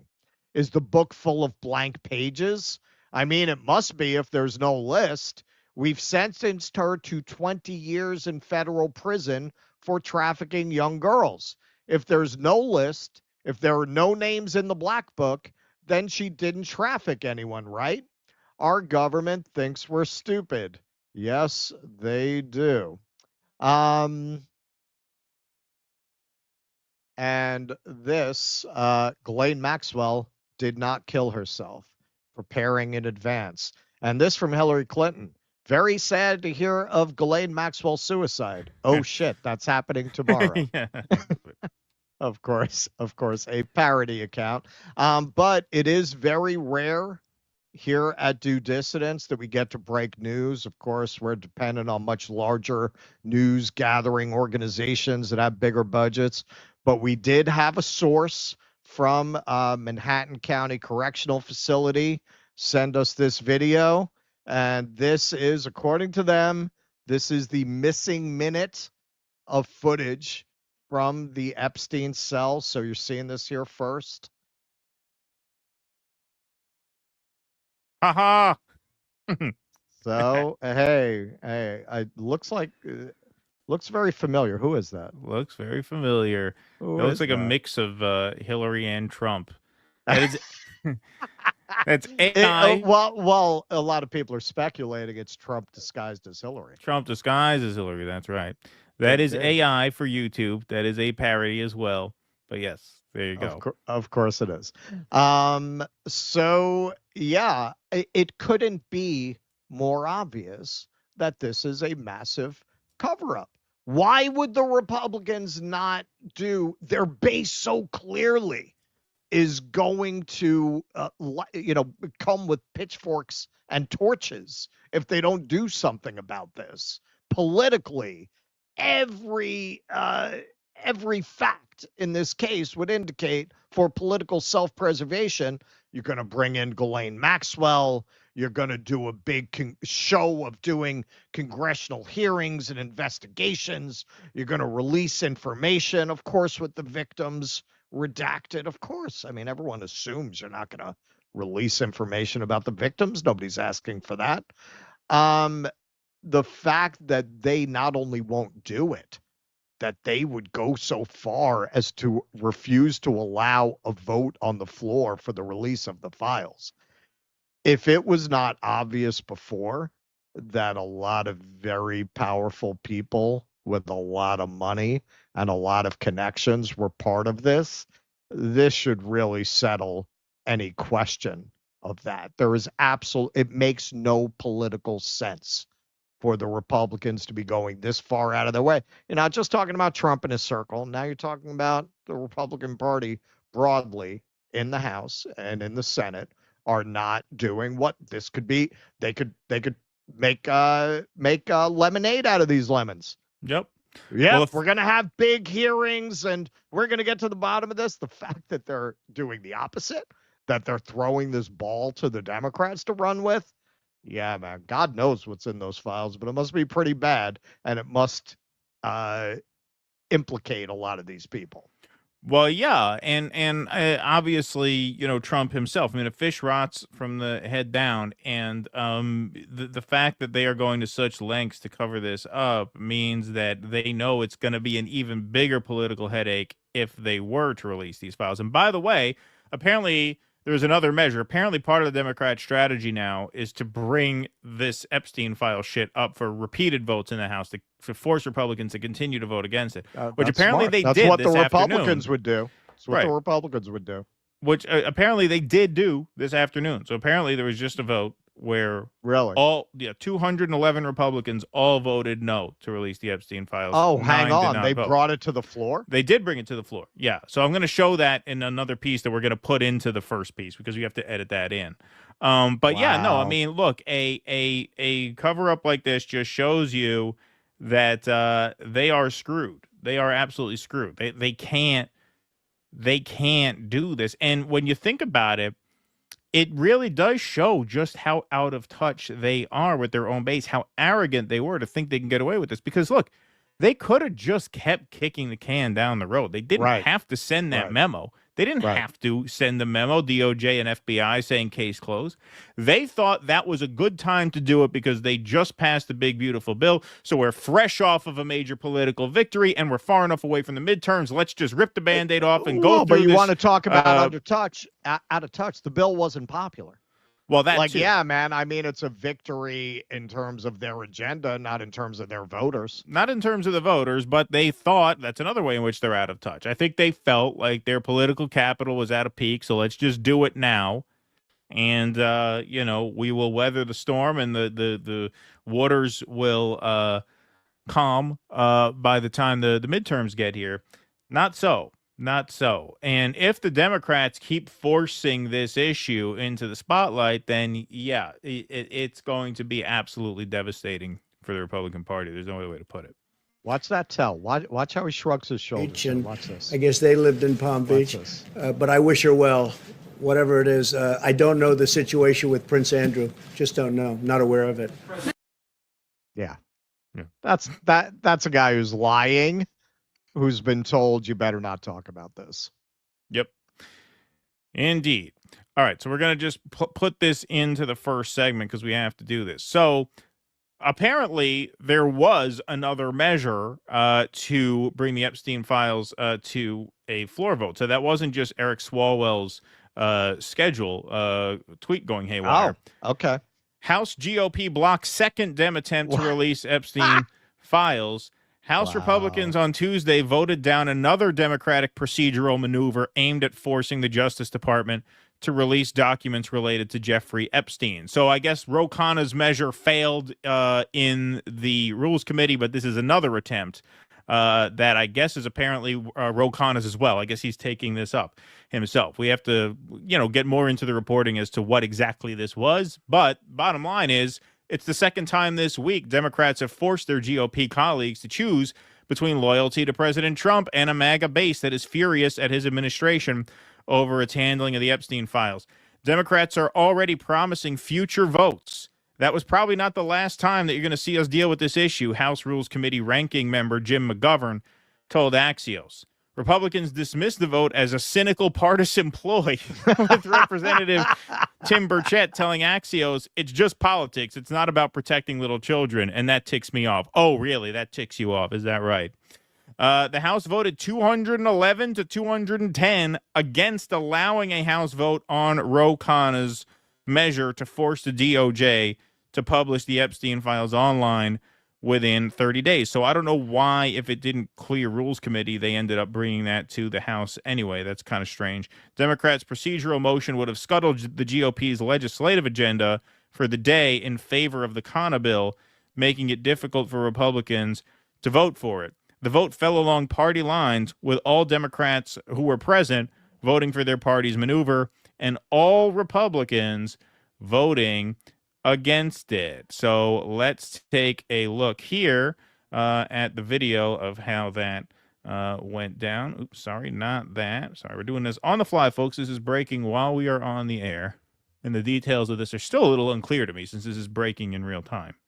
But here we are. Here is the second the second time the Republicans blocked the release of the Epstein file. This time, not just 7 in a Rules Committee, but this time the whole House, the whole shebang.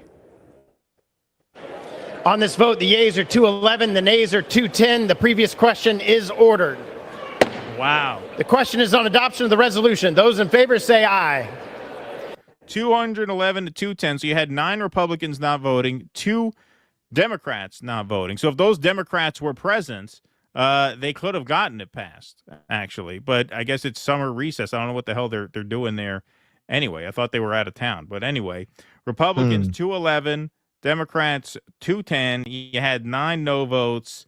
I guess if those were no, I guess if the Democrats had 212, the Republicans would have made sure they call the other ones in. They probably do this math in advance. You know, a lot of this is predetermined. Right. Hey, these 2 are going to vote yes. You better get these 2 are going to vote no. You better get your ass back in town. So there you have it. There you have it, folks. A second attempt at the Epstein files release scuttled. By this time, 211 House Republicans. That is quite something. I don't know how the rules work, but they should introduce this every day. Every day. Yeah, they should make them vote against it every day. Yeah, I don't know how the rules work, and I don't know how exactly that made it to the floor since that was apparently blocked. Right. Who the hell knows? We'll have to catch up on the technicality of that. But the big news is, now 211 Republicans on record voting to block the release of the Epstein files. Wow. That is just crazy. That is just amazing. All right. Let's move right on along here. What do we got here? Ryan says, I voted Trump and regret it. Both picks were shitty. Thanks, Ryan. Appreciate that. John Olmstead said the amount of anti-Semitic, not anti-Zionist rhetoric coming out since the Epstein stuff was snuffed is shocking. Very upsetting. Well, this is all going to be very bad for Jewish people. That Mandy Patinkin, didn't he go on a big rant about that the other day? He did. Yeah. He did. Now he's a liberal Zionist, like he says. I care about Israel a lot. Yeah. But he said this is horrible. But he of course it is. Of course it is, man. We have said that since October 8th, that this is going to legitimize anti-Semitism, and we're seeing that happen. I see it every month. That become more and more mainstream. Marvin Vargas says Ryan says thoughts on Leo Terrell eliminating the Jew tax. Oh, damn! I just filed. Damn it! Why didn't they tell me? No, that's something about DC. It's something about houses of worship. I mean, it sounds like bullshit, but it's something about synagogues, and I didn't pay attention. It's a local matter. Probably bullshit though. Probably shouldn't happen. Marvin Vargas, thanks for the $5. Epstein was Mossad booty salesman. And that's what you pay us for, folks. The takes. Yeah, that's the research take there. Yeah. No, something about synagogues paying taxes, or I don't know what the hell it is. Who cares? I forget exactly what it was about. I considered covering it, but it's like a local DC story. That's their problem. Epstein was Mossad booty salesman, kitty broker, blackmailer, Intel tech chief, tech thief, swindler, Tower Financial for Zionists. Yes, thank you, Marvin. Appreciate that very much. Killer Hinton says, currently blowing through Mr. Robot, and occurred to me that the only thing more disorienting than the hyper-stylized schizo fake reality of the show is our hyper-stylized schizo real reality. Yes, good point. That show was great. Let's see. Note all overall goal extending and weakening Russia. My prediction, NATO will give Russia no choice but to take all of Ukraine, making it as expensive as possible. Yeah, that could be. I mean, that's a very cynical strategy, but that could be it. That could be it, because I don't see any other way this ends at this point, which oddly enough, I mean, tragically and infuriatingly, that was seen as a one possible silver lining of Trump winning is stopping the war before it came to that.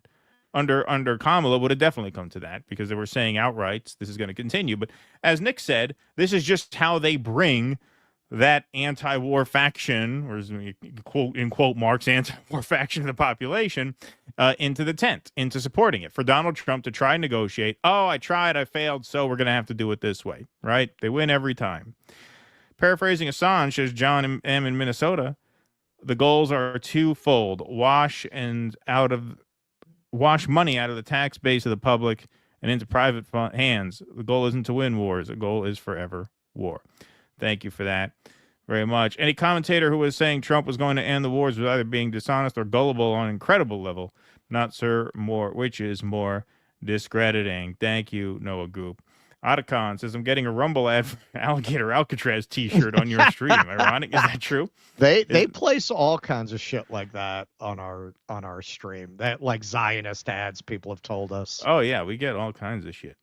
EO Shush said, should we just go along with this and say there are no Epstein file and Israel has nothing to do with this so the Iranian sleeper cells don't blow up their suitcase nuke in a major U.S. city? Thank you, EO Shush. Appreciate that.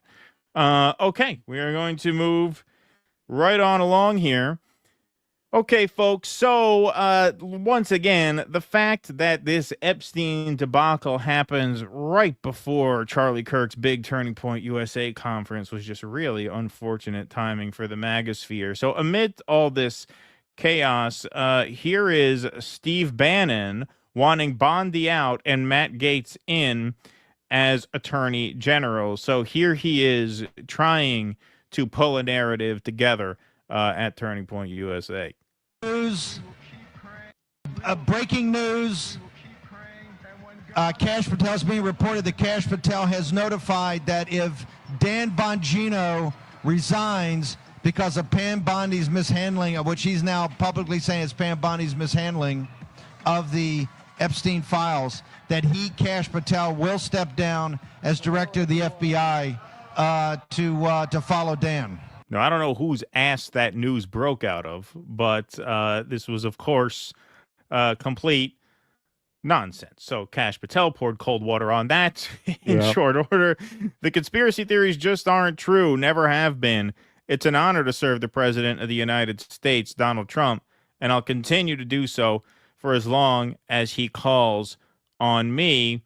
And on Monday, FBI Deputy Director Dan Bongino was back at work amid Epstein files drama, according to a report. So he has not tendered his resignation as of now, which indicates that he's probably going to stay on. Now, the reporting also speculates that he is on shaky ground with, obviously, Bondi and perhaps Trump, which means he could work his way out, kind of mosey his way out over time so it doesn't look and feel as tumultuous as to have him quit while this is hot in the news. So it could be that he's staying on for optics and will sort of mosey on out the door in a few weeks or a few months. But as of now, he's back at work. Patel has promised to stay no matter what. And obviously, as we know, Donald Trump defended Pam Bondi and insists that we all move on from the Epstein files. We covered that extensively in the last show, so we don't have to reread that entire screed. So everything Steve Bannon said there was just complete horseshit. Kash Patel was not going to walk out. He wasn't threatening to walk out. Dan Bongino didn't walk out, and Pam Bondi is not being forced out in some sort of deal. Hey, it's either Bongino or Bondi. That was all cope. That was all nonsense to get the MAGA base to calm down because they were freaking out. But the cope continued. So here's more absolute bullshit. Breaking, says Hustle Bitch. Look how many views Hustle Bitch got on this tweet. This is why I say on X, you never know what's total bullshit and what's not. That's why the policy is trust but verify, right? If they're not linking to sources, don't believe it's true just because you read it here. So breaking, Matt Gaetz pulled from Charlie Kirk event, summoned to D.C. by Trump. Gaetz won't be at the Student Action Summit today. Trump wants him in D.C. Now the question, is he being tapped as special prosecutor? Yeah, that's right. That's what it is. Trump was very upset at the spiking of the Epstein files, and so he called in Matt Gaetz to appoint him special prosecutor on the Epstein case. That's a very, very realistic theory. He wasn't the only one, though. Officer Lou says, breaking, Matt Gaetz is on his way to Washington, D.C. at the request of President Trump, canceling a previously scheduled appearance with Charlie Kirk. And that got community noted. Obviously, this is false. Matt Gaetz has said he is tending to a personal matter and denied these claims with a link to a tweet from one Matt Gaetz saying, I'm having FOMO, fear of missing out, I'm not at the Student Action Summit with all of my TP USA friends. It looks like a great time. I had to tend to an unexpected personal matter. I forgot it was my girlfriend's Sweet 16 party. I had to be there. Forgot. Sorry. I'm already in the doghouse for that, but I had to go. It's our quinceanera. Yeah, right. Exactly. I haven't been summoned anywhere. President Trump and his entire administration are doing an incredible job, and they have my total and complete support. Maybe Charlie Kirk will let me come on his show next week and give the speech I wrote. Smiley face. So once again, total and complete bullshit. This is a great tweet from the ironically but accurately titled The NPC Show. Live at 6 p.m. Matt Gaetz summoned to D.C. Yeah, see, you guys are the NPCs. You are NPCs. Yep. Okay? Yep. They think they're so red-pilled. No. You're the NPC. This was complete nonsense. This was nonsense made up to turn the temperature down on your anger over this. And like the NPCs that you claim you're not, you fell for it. Hundreds of thousands of you fell for it, according to all of these tweets, which got, like I said, hundreds of thousands of views each. So here's One America News, where Matt Gaetz has his show. Here he is, given a monologue about how Pam Bondi is the best attorney general Trump has had by a factor of 10,000. He affirms his confidence in this new Trump team. Never stopped building a business empire, a media empire, a political empire. We believe he has exactly the team to maximize success. Let's start with Pam Bondi. The Attorney General always takes a lot of flack in any administration, but look at what she has accomplished. The Bondi team successfully litigated away the judicial coup of nationwide injunctions. They did that. They won that for us. They have created the legal infrastructure for highly effective deportations. She's got the cartels self-deporting. She has targeted the criminals and the gang networks. Attorney General Pam Bondi is a star and has our full admiration and support. To those who don't share my enthusiasm, look at how far we've come. Attorney General Jeff Sessions is the reason Hillary Clinton got away with everything. The statute of limitations has passed to hold her accountable. Thanks, Jeff. Okay, so now the trick he's pulling is, hey, compared to the swamp creatures he hired in the first term, this is great. As if that's the standard. And I'm not bitter. Yeah, and I'm not bitter. Right, yeah, exactly. He got the unceremonious beating he deserved on the way out the door from Senator Tommy Tuberville. After Sessions, we got Bill Barr. AG Barr is the reason legitimate questions about the 2020 election went uninvestigated by the Department of Justice. I personally know of cases Bill Barr shut down that related to voter fraud, that could have told us a lot more about the networks and the people who are trying to destabilize our elections and our voting process. You don't think you're getting all the answers you want on Epstein?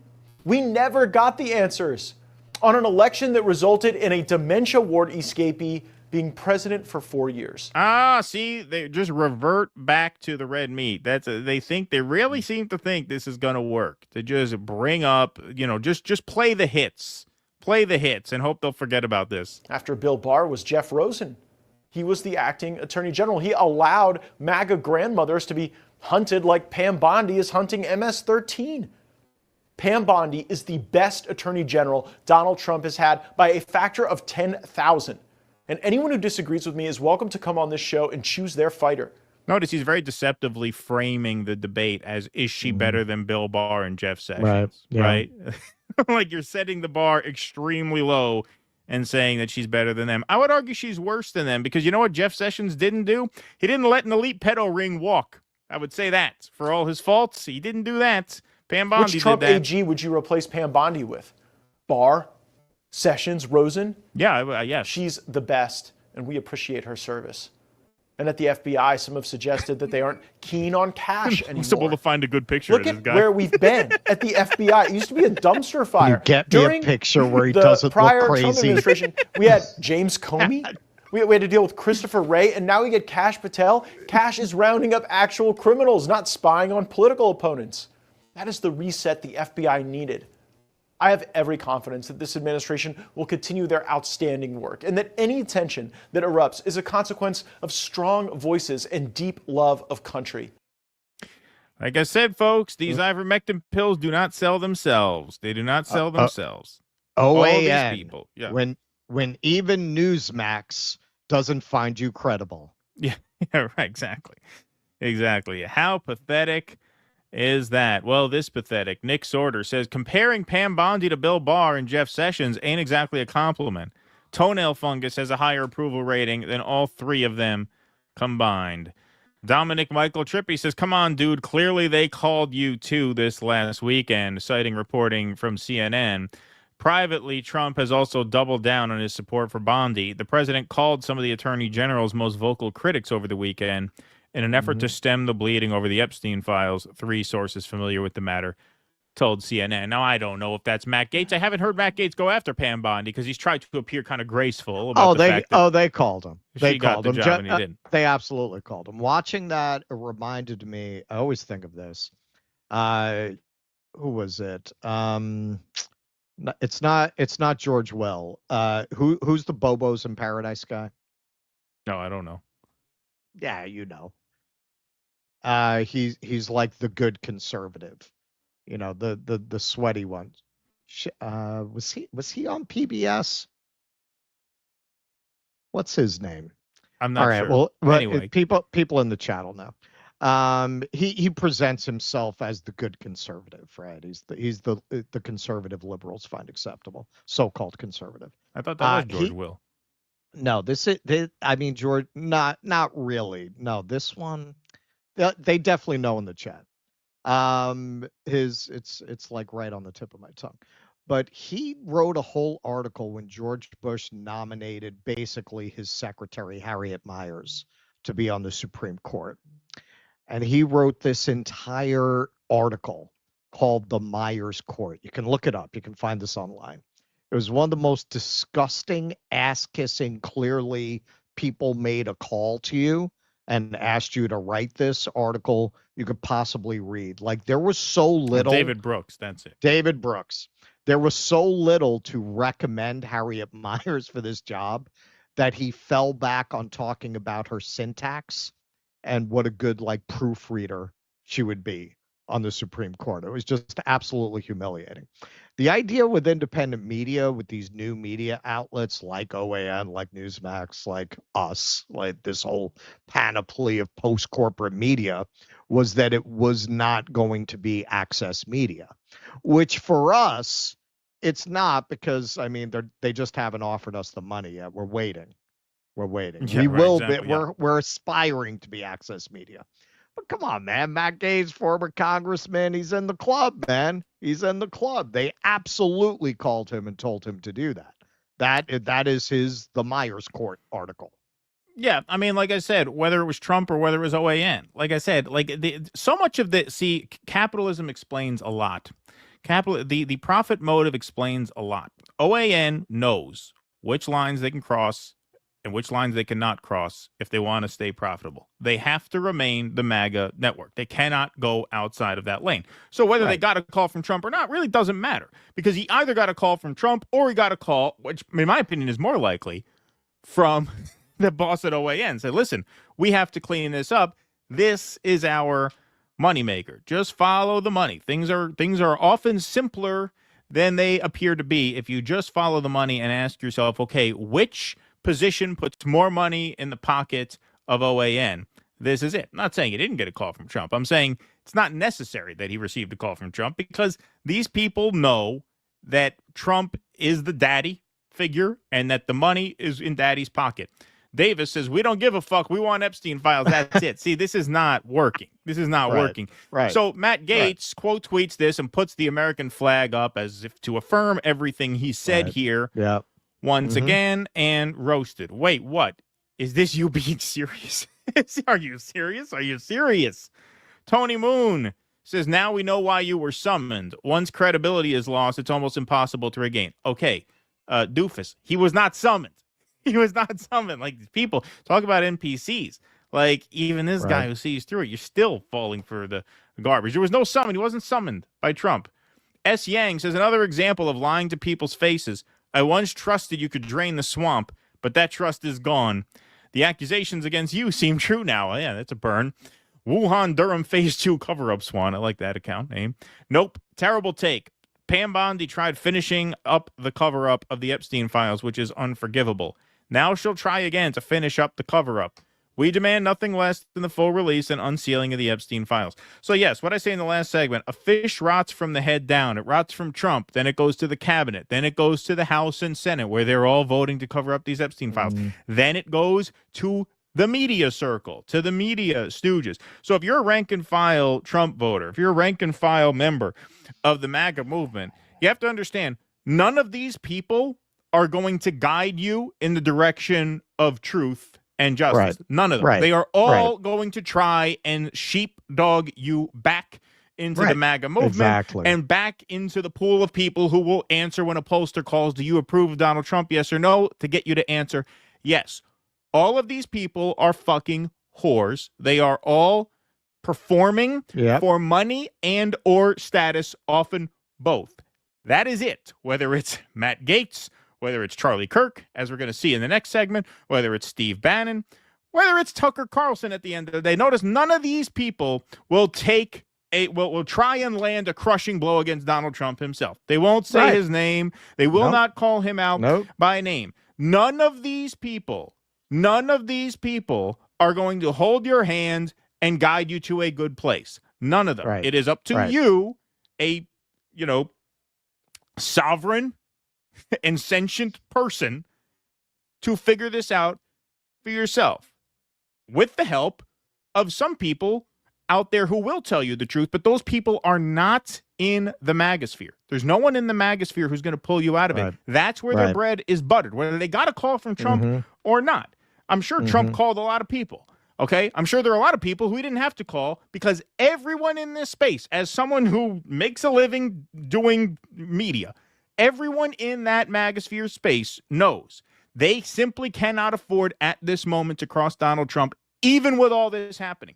The only way they are going to cross Donald Trump is if their audience completely collapses. That's why I'm saying it is up to you, the audiences, to withdraw your support from these fucking scumbags who at the end of the day will always fold. They will always fold, because that is what makes sense financially in this current moment. They will only change course when the current course becomes unviable. And the only way it becomes unviable is for their audiences to simply not support them anymore. That's the only way it'll change on the media level, on the politician level. Anybody who voted to block these files should be voted out of all. How could you possibly vote for a candidate who voted to block the release of the Epstein files? How? Right. How? There are people for whom, like Roe v. Wade was a deal breaker. Well, I just have to vote Republican because they're pro-life, so nothing else matters. Okay, you're talking about a child sex trafficking ring. This is on the same moral level as the abortion question, is it not? If not, what could be? What could be? You're talking about the most grotesque crimes imaginable being perpetrated against defenseless children, and you got every Republican voting to cover it up. How can you vote for these people? You cannot. There has to be accountability, and that accountability has to come from the grassroots. It cannot come from any other place. The government is too corrupt, and the capitalist incentives at these media organizations are too persuasive. It can only come from the grassroots on up. You have to not watch these scumbags anymore and not vote for these scumbags anymore. Period. Or else you're going to get more of the same, and you're going to deserve more of the same, because if this is not a wake-up call, what could be? Unless you're watching them professionally like we do, in which case you have to start a show. Otherwise, you have no reason. I always say watch that. the clips on Twitter. I always They say don't that get if I did not do this, Yeah. I would be completely checked out on all of these people. I only see them insofar as I need to see them to cover the news. I think for a lot of people who have taken figures like Gaetz, like Bannon, like Trump and company seriously, this is like getting red-pilled from being red-pilled, right? This would be like if in the Matrix, Neo found out that actually that reality wasn't real either. Well, he actually had to take another red pill. Well, no, it's funny you say that. If you remember, at the end of The Matrix 2, the architect says just that. He says the system accounts for a neo. So actually, this first two Right. movies worth of stuff actually is all just part of the plan. So it actually they did see that. Yeah. Exactly. So you need to familiarize yourself with your Matrix lore, Right. and realize that you just got red pilled into another blue pill Right. reality. Epstein is the architect. Yeah, you know how you look at the liberals and you say, "Oh my God, how could they believe what these people are saying?" You're the same. You're Yep. the same. It's just that, and I'm not saying that to be insulting. Understand these people are not stupid.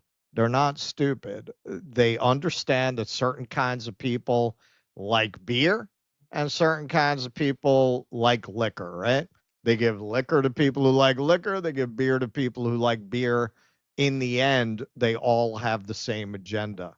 They know, hey, pornography in the junior high schools is not the way to suck people like you in. Right. The way to suck people like you in is they want you to eat bugs, right? Right. Now, I'm not even litigating the truth or not truth of that, but they know that's what appeals to you. So that's the brand they built for you. In the end, look what's happened under Trump. Is it anti-deep state or is it for deep state? It's two different flavors for two different groups of consumers, with the object always be to sheepdog you back into a system that ultimately serves the people who stand behind that system that you generally don't see. Exactly. All right. So here's another part of this segment, just kind of a B part here. All right. So Charlie Kirk is back in the host chair after the big conference, and Charlie Kirk says, "I'm done talking about Epstein," adding, "I'm going to trust my friends in the government." That's right. Done talking about Epstein for the time being. I'm going to trust my friends in the administration. I'm going to trust my friends in the government to do what needs to be done, solve it, balls in their hands. I've said plenty this last weekend. So if you guys want to see my commentary on it, that's fine. Oh, he's done. One more time. Honestly, I'm done talking about Epstein for the time being. I'm going to trust my friends in the administration. I'm going to trust my friends in the government to do what needs to be done, solve it, balls in their hands. I've said plenty this last weekend. So if you guys want to see my commentary on it, that's fine. I'm going to trust my friends in the government. Of course, the receipts abound. Oh, how quickly Charlie changes his tune as soon as Trump is in power and culpable. That's October 7th, 2024. Within a month of Election Day. Vote Trump to release the list.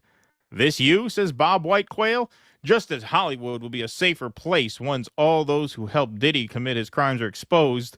Yeah, he's also walking. He's getting off on the Epstein charge. The first Epstein case resulted in a prostitution charge, a prostitution conviction, and a slap on the wrist. That seems to be what Diddy is getting too. One of the surest ways to rid our billionaire class of the corruption and cowardice that currently plagues it is to release the Epstein list. Vote Trump to release the list. That's the context of that tweet. Can't believe I ever took this guy seriously, says What's Aqua. Hog, I'm also disappointed. They don't stand for truth, just like the people they criticize. They're all bought. Yes, they're all bought. This is beyond being bought, though. This is beyond being bought. This is not just a matter of, okay, I'm a grifting scumbag who needs to hold my audience together. When Charlie Kirk says, I'm going to trust my friends in the government, at that point, that's beyond being bought. That is, you are now state TV. So when people watch Charlie Kirk now, understand he is a public relations arm of the Trump administration. He is a media asset. Just like Pod Save America of the government. for Democrats. Yeah. Same thing. Exactly. They have the inside scoop. They know all the people around Biden, right? So it's the same thing. It is state TV. That's not even media anymore. Not only is it not like there are media hacks out there, like the OAN hosts and the Real America Voice, whatever the fuck it is.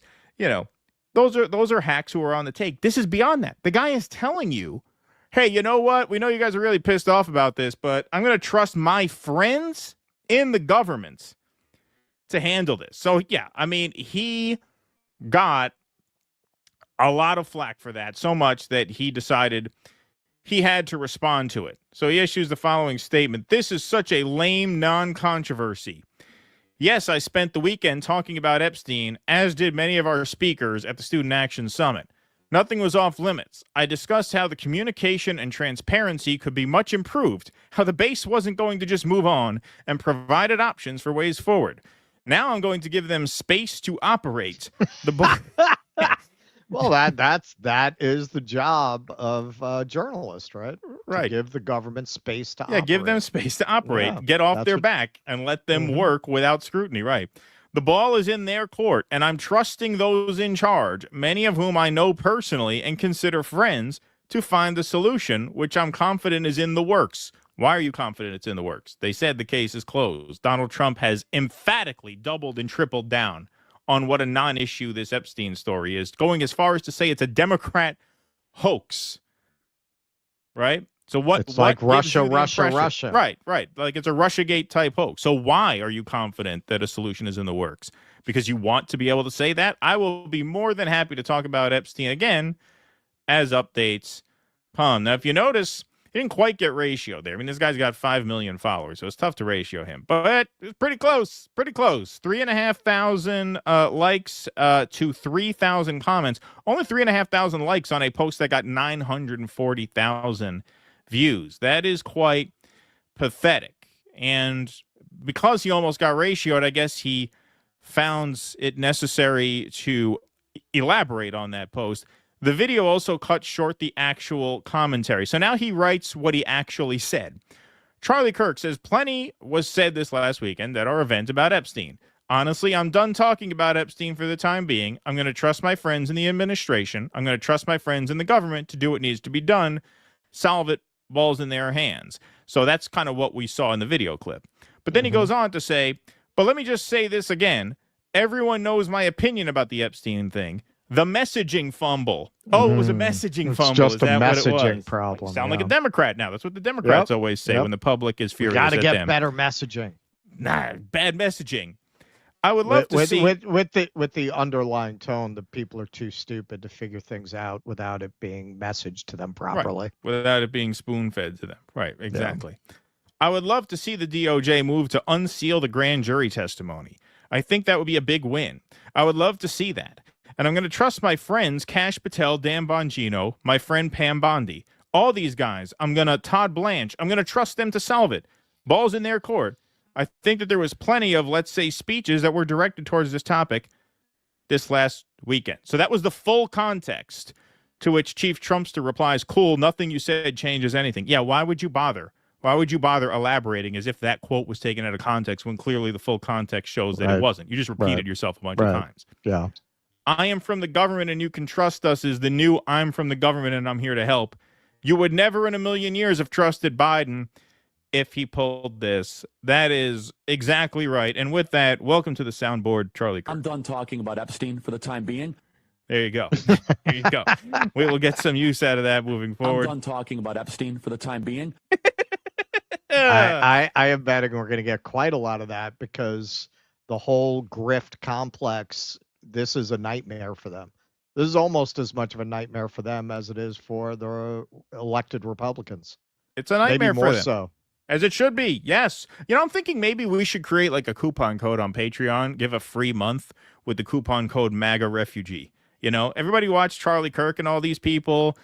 Dinesh D'Souza made a similar statement, which I tweeted out earlier. You know, all these people who are now going to have to leave their favorite MAGA indie media, quote unquote indie media channels. Maybe we should have a coupon code for the MAGA refugees. Give them a free month's membership. See how they like it over here. We've brought in Misty. We'll probably expand to some other people. Why don't we call it the Black Pilled Network? Yeah, right. Yeah, exactly. Yeah, that's not bad. Come join the Black Pilled Network. Come join the Black Pilled Network. Exactly. Maybe Black Pill will be the coupon code. But yeah, man, I mean, how can you watch this guy ever? How can you take this guy seriously? Who can possibly watch this guy? Says, I'm done talking about this for a while. I'm done talking about Epstein for the time being. I'm going to trust my friends in the administration. I'm going to trust my friends in the... I'm going to trust my friends in the administration. Okay, at that point, just watch Carolyn Levitt. What are you watching this guy for? He's not media. He is not even media. The people who are going to be left are the people for whom none of this was ever about solutions to real political problems. It was always about an addiction to a politics-flavored product. Right. That's who their audience will remain, just like MSNBC. I wrote a lot of articles about that. Like, if a car brand blew up every time you put the key in, they'd go out of business. But the corporate media, MSNBC, they've been wrong about everything since WMDs, and they just chug along. Their figures keep getting higher. How is it? It's because their audience doesn't care. That's not what they're there for. It's a religious ritual to reaffirm their beliefs and their sense of identity.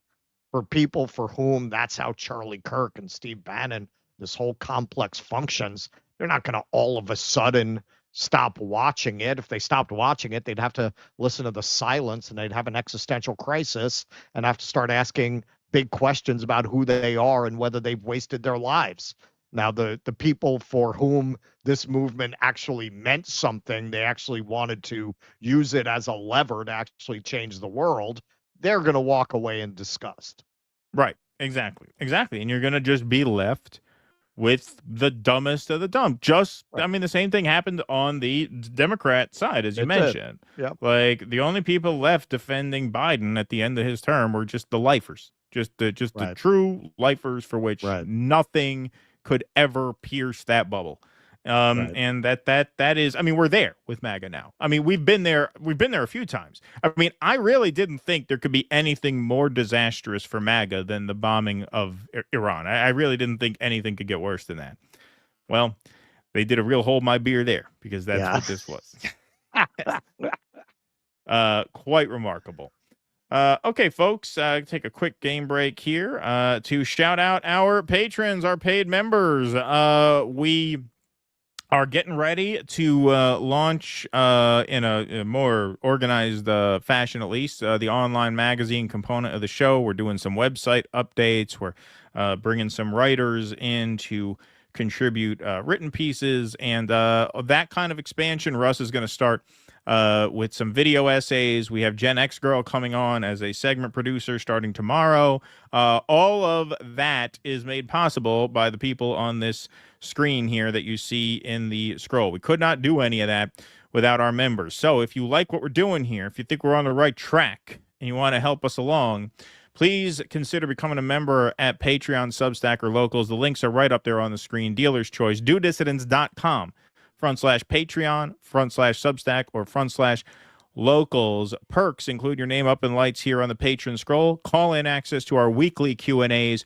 You also get bonus content like a monthly post-game live stream and Q&A call-in session, plus monthly movie nights. We're going to have a ton of bonus content for patrons when we are in St. Louis next month doing our documentary on the Uhuru movement. Those dates are set. We're finalizing the itinerary right now, but the dates are set and locked in, and so that is a green light. Thanks to everybody who donated to our Give, Send, Go. It's happening, to baby. make that happen. It is happening. It is on. We are on. We are booked. It is green lit officially. And yes, there's all of this. And if you thanks to the donated members. on Give, Send, Go, we're going to be doing some exclusive updates from the road, right? Including us trying what they call pizza. It sounds pretty nasty, but maybe we'll be pleasantly surprised. Yes, and that'll go out to the patrons as well, because the patrons, in addition to the Give, Send, Go donors, many of whom are the same people, some are not, are what made that happen. So DoDissidents.com/Patreon/Substack or /Locals. Thank you all very much, of course, for your support. We also have the Misty Winston show tomorrow at 8 p.m. Eastern. We will be competing with Misty tomorrow because we are hosting the Jimmy Dore show tomorrow at 6 Eastern. So it'll be double programming. So pick who you want to watch. By the time Misty's on, we will be close to wrapping because we're going to start right at 6, and we should be done in the 8:30 to 9 o'clock area. So it could be a little double header for you all tomorrow. But the Misty Winston show is live weekly at 8 p.m. On Rumble and X. So make sure that you are all following us over on Rumble. Okay, Why don't we move right on along here? We got some more Rumble rants and super chats before the next segment here. Professor Brown Note says, isn't it depressing that alternative media is still dependent on algorithmic social media run by billionaire freaks? I'm boycotting until the launch of Russell's unicorn venture, Glory Hole. Yeah, there we go. Thank you. Appreciate that very much. Noah Goop says the Epstein files are 2 to 3 weeks away from acquiring nuclear weapons. Good one, Noah. Thank you for that. Moon Troll, thanks for the $20, says, please everybody read the Constitution and the Declaration of Independence. They have information on what to do when the government is corrupt and no longer working for the people. No more party allegiance. Never sell out. Thank you for that. Oops. Oh, what the hell did I just do? Oh, see, you hear me again here. I hit the wrong button and I got out of the... All right, I'll have to relocate those super chats, which I will do after the next segment. So go ahead. Take it away. Okay. I want to take you back to when I had a lot less gray hair. Keaton had a lot less lines in his face from the rigors of child rearing. That was about a week ago. Yes. When we dropped the video. Look Elon how clean shaven I pounces. was. Yeah, look at him. He's like a baby. He's like a baby there. So I've said this a few times. I have made this prediction. If he does not lose his government contracts and he's going at Donald Trump, who went as soon as he got in office, the first thing he did was go after every law firm he had a grudge against. He went after every network that he had a grudge against, multiple lawsuits. SpaceX just did a launch. They just did a launch. They still have all of their contracts. He hasn't canceled any contracts. If it remains like that, yeah, Elon either left with some Epstein shit or he knows enough to bluff Trump into not retaliating. Okay. We're going to be the first YouTubers to get copyright claimed by ourselves. Okay, so has Trump started removing Elon's contracts? Oh, Musk's Grok signs $200 million deal with Pentagon days after anti-Semitism row. Wow. The Pentagon has signed a multi-million-dollar deal to begin using Elon Musk's artificial intelligence chatbot Grok as part of a wider rollout of AI tools for government use, the Department of Defense confirmed. Announced on Monday by Musk's company XAI, the $200 million contract is part of its Grok for Government program and aligns with the Trump administration's push for more aggressive adoption of artificial intelligence. It comes just days after Grok sparked backlash for spouting anti-Semitic posts, including praise for Adolf Hitler on X, the social media platform owned by Musk. Musk's XAI says the new deal will give U.S. government departments access to Grok 4, the latest version of the chatbot, and offer custom tools for national security use. The company also plans to provide technical support for classified environments. The Pentagon also announced awarding similar contracts to Anthropic, Google, and OpenAI, each with a $200 million ceiling. Quote, the adoption of AI is transforming the department's ability to support our warfighters and maintain strategic advantage over our adversaries, said the administration's chief digital and AI officer, Doug Mattey.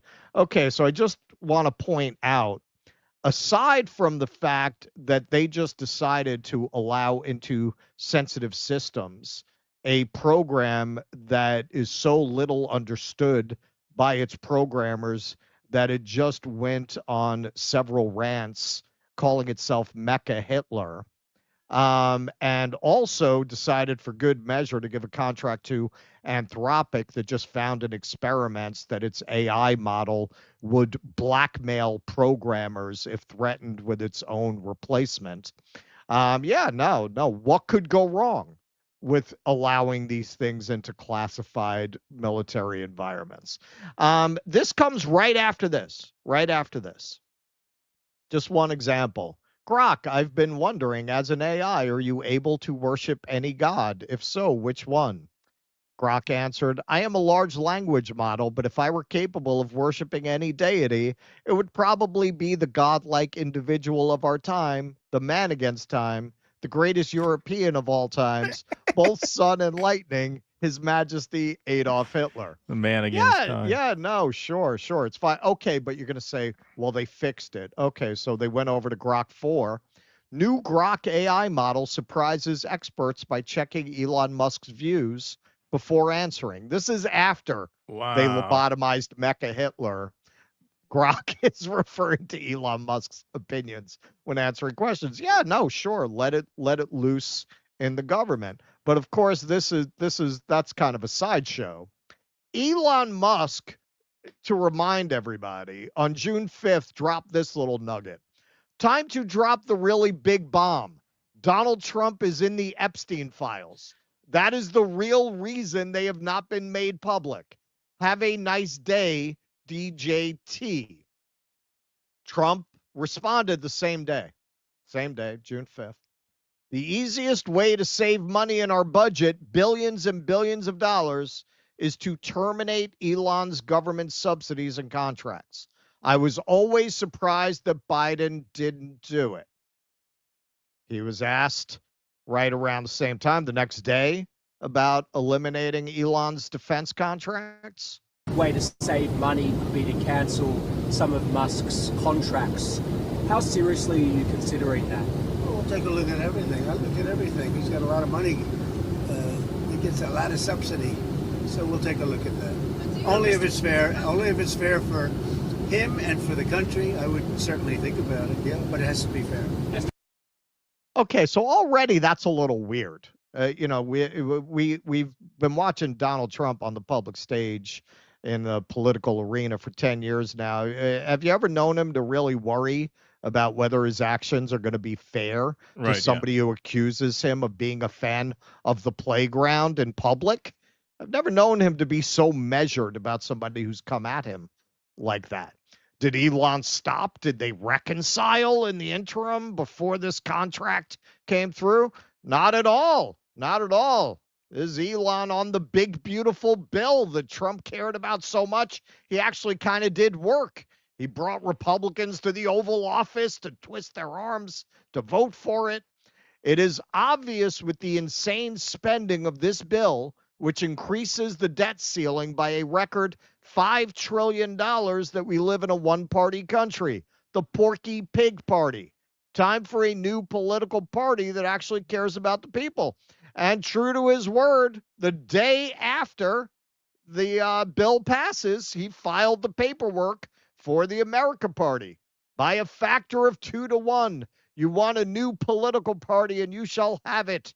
When it comes to bankrupting our country with waste and graft, we live in a one-party system, not a democracy. Today, the America Party is formed to give you back your freedom. So he accuses Donald Trump of being in the Epstein files. He attacks the big, beautiful bill and promises to form a new political party if it passes. He goes ahead and follows through on that threat, at least insofar as filing the paperwork. And yet a man who is so vengeful that as soon as he got into office, as soon as he got elected, before he even assumed the office, he went after everyone who ever even looked at him funny.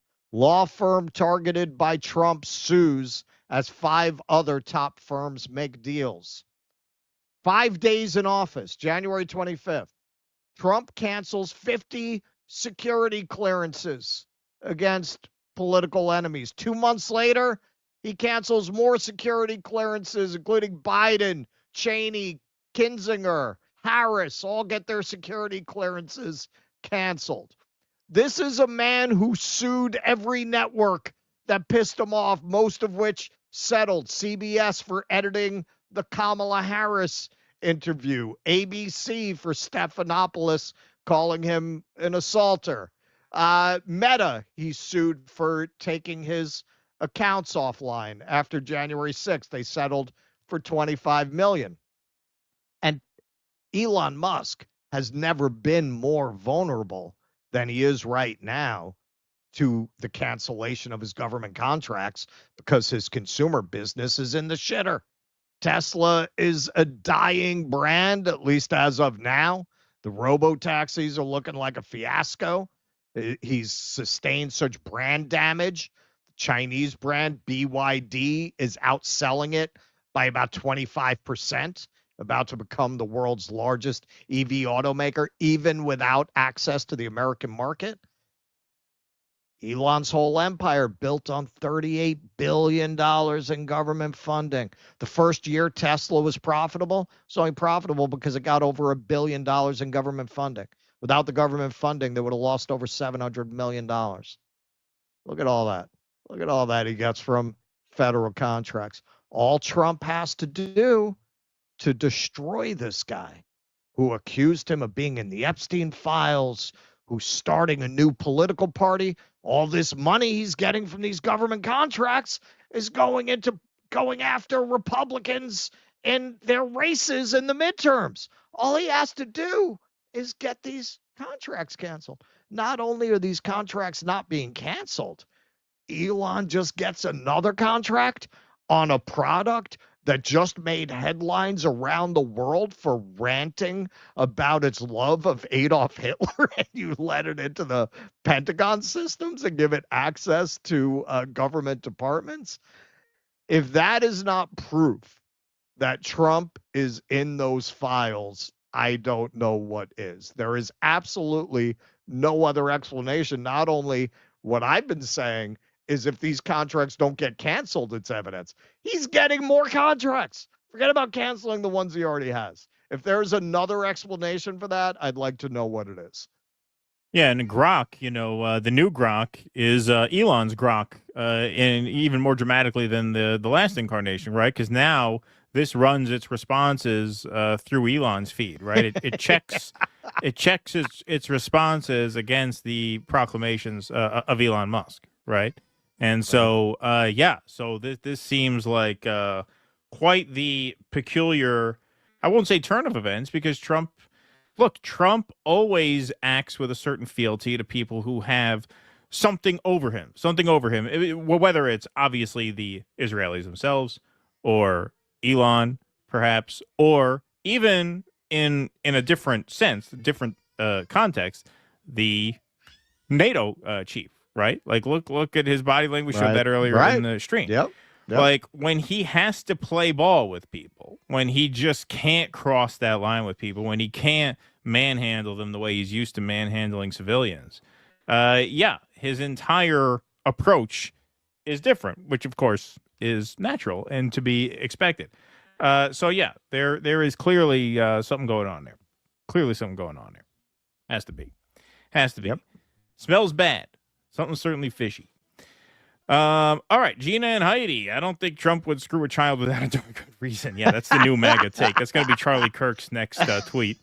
Yeah, that's the new Jack Posobiec line. That's who I was thinking about, Jack Posobiec. Nocturnal Human, I'm surprised Trump hasn't made a MAGA TV channel yet, but he already has Free State TV working for him. Thanks, Nocturnal Human. Appreciate that. Otacon, even Asmongold was calling out Trump over the Epstein thing, and he has a huge following. Not good, believe me, not good. Oh, is that right? Gina and Heidi says, as Douglas Murray said, don't criticize Epstein Island if you've never been. That's right. Thank you, Gina and Heidi. Appreciate that very much. Brad Gilbert says, Russ, coincidentally equals conspiratorially. Thank you, Brad Gilbert. Eric Torres thinks, I don't think the files exist anymore. I think they're just trying to cover up the fact that they destroyed them. No, they exist. They have to. Pam Bondi said that they exist. Right. She said, I have the files on my desk. I have the files. The files and the list are essentially the same thing. There's not one spreadsheet of names. There's files with names spread throughout them. The collective body of names contained within the files, that's the list, quote unquote. Right. So when we say files and lists, we're talking about the same thing. There's evidence that remains.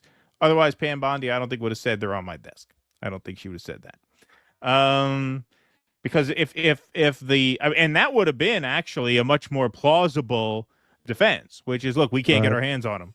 We don't know. The Democrats destroyed them. Right. Somebody did something with them. We can't get our hands on them. We don't know. Right. That's a much, much, much more plausible defense than, well, we have them. They're on our desk, but now there's not going to be any new charges and no new information will be released. We can't show them to you. That's their line now. John Olmstead says, I, for one, welcome all the MAGA refugees to the post-duopoly. I had my come to Jesus moment with Bernie in 2015. They're just having theirs 10 years later. I hope so. I certainly hope so. Let's see. Where are we at now? Andy Gardner says, everybody watching live giggled at Kash Patel's picture. A universal constant. Yes, yes, exactly. Rich says, I just want to know the ending. There is one, right? Javier says, if Patel resigns, then get ready to go all in on Google Play cards. Thank you, Javier. Appreciate that. Charlie Balls in Their Hands Kirk. I like that. It's a me. That's a good nickname for him. Charlie Balls in Their Hands Kirk. Brock Sampson, thanks for the $5, says, nice shirt, Keaton. I didn't know a schlub like you had any taste. Russ, what are those two action figures doing in the background? Looks suspicious. What action figures? I can't even tell. They're probably talking about this. Yeah, we've been asked about this before. So this is my They Live action figure. Oh. Getting it on with David. Oh, there you go. Nice. All right. Let's move on along. Aliens need love too. Exactly. All right. Let's move right on along here. You got to take that baby to the park. Yeah, he's loud. Why don't you do yours first, and then I'll do mine after, so he'll quiet down. Okie doke. All right. I know this is going to surprise you, but Andrew Cuomo won't take no for an answer. Cuomo to fight on in mayor's race after bruising primary loss to Mamdani. We knew this was coming when he didn't take his name off the ballot line. Former Governor Andrew Cuomo has decided to run in the general election for mayor, urged on by supporters anxious that his withdrawal would nearly guarantee Assemblyman Zoran Mamdani's victory and put New York City in the hands of the far left. Now, remember, next time somebody tells you how the New York Times is a left-wing paper, remember how they phrase this. They are not, by any stretch of the imagination, a left-wing newspaper. The decision by Mr. Cuomo, who had been questioning whether to run after his crushing Democratic primary defeat by Mr. Mamdani, a state assemblyman and a Democratic socialist, was announced Monday afternoon in a 90-second video. Let's take a look at that. I'm Andrew Cuomo. And unless you've been living under a rock, it's funny right from the beginning. It's funny. Okay, let's watch him beg for 90 seconds. Andrew Cuomo. And unless you've been living under a rock, you probably know that the Democratic primary did not go the way I had hoped. To the 400. A lot of my advisors are saying I killed off most of the old people who would have voted for me with my policies during COVID. 140,000 New Yorkers who voted for me, a sincere thank you. Thank you for believing in me, in my agenda, and in my experience. And I am truly sorry that I let you down. But as my grandfather used to say, when you get knocked down, learn the lesson and pick yourself back up and get in the game. And that is what I'm going to do. Wow, your grandfather was as original and creative as you are. Notice the B-roll. He's trying to get a fist bump from that lady, and she won't give it to him, so he gives up and walks away. Watch. Go ahead, hit it. And I am truly sorry that I let you down. But as my grandfather used to say, when you get knocked down, learn the lesson and pick yourself back up and get in the game. And that is what I'm going to do. The fight to save our city isn't over. Only 13% of New Yorkers voted in the June primary. The general election is in November, and I am in it to win it. My opponent, Mr. Mamdani, offers slick slogans, but no real solutions. We need a city with lower rent, safer streets, where buying your first home is once again possible, where childcare won't bankrupt you. That's the New York City we know. That's the one that is still possible. You haven't given up on it, and you deserve a mayor with the experience and ideas to make it happen again. and the guts to take on anyone who stands in the way. Every day I'm going to be hitting the streets, meeting you where you are, to hear the good and the bad, problems and solutions. Because for the next few months, it's my responsibility to earn your vote. So let's do this. I'll see you out there. Okay, so how did this go? Now, I did this to get the latest numbers right before we went on the air.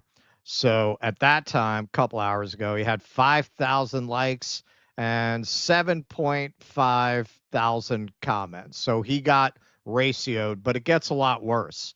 So in very cheeky fashion, Zoran Mamdani replied with a link to his fundraising page and ratioed him with that.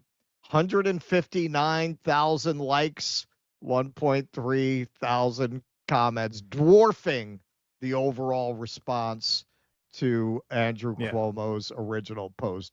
Completely 159 to 5. That's one of the most epic ever. 159 to 5. Look at that. Look at that. Wow. APAC Tracker had a little fun responding to Cuomo's post, pointing out and reminding to people, Andrew Cuomo joins high-powered legal team to defend Netanyahu against ICC's war crime claims. Andrew Cuomo is in the unique position of being absolutely despised by everybody. Like, who likes Andrew Cuomo? Who is an Andrew Cuomo fan? Our friend Blakely here responded, what happened to voting blue no matter who? Isn't it funny? That never applies when people who are to the left of Francisco Franco win a primary. What happened to supporting the Democratic nominee, or else you're helping Trump? I want everyone to pay attention to the way the National Democratic Party and New York delegation particularly reacts to this. This is the same party that has raked progressives over the coals over party unity.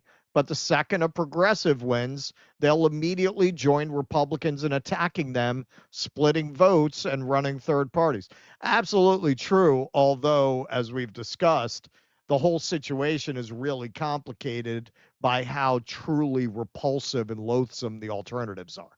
That's the only reason you're not seeing today Gillibrand and everybody else jumping on board with Andrew Cuomo's campaign. They just can't.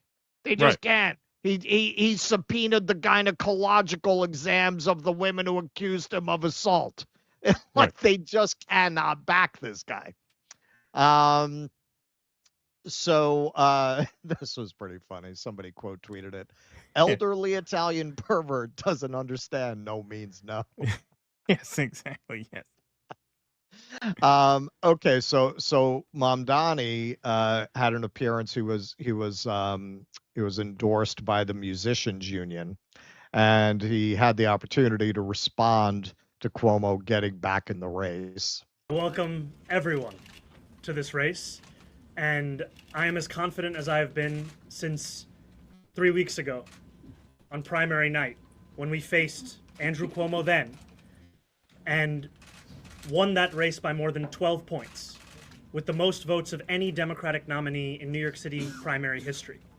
And we did so because of the fact that while Andrew Cuomo and Eric Adams trip over themselves to make deals in back rooms with billionaires, we are focused on fighting for working New Yorkers. I think he's struggling to come to terms with what Tuesday meant. We spent an entire campaign being told that it was inevitable for Andrew Cuomo to become the next mayor. And he believed that himself. And what we saw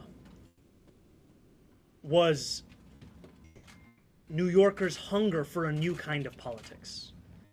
A politics focused on working people. A politics where far more New Yorkers than before could see themselves in it, in those same policies. And I understand that it is difficult for the former governor to come to terms with that, because it is a repudiation of the politics that he has practiced, that he has known for so many years. And it is that same politics that we are turning the page on.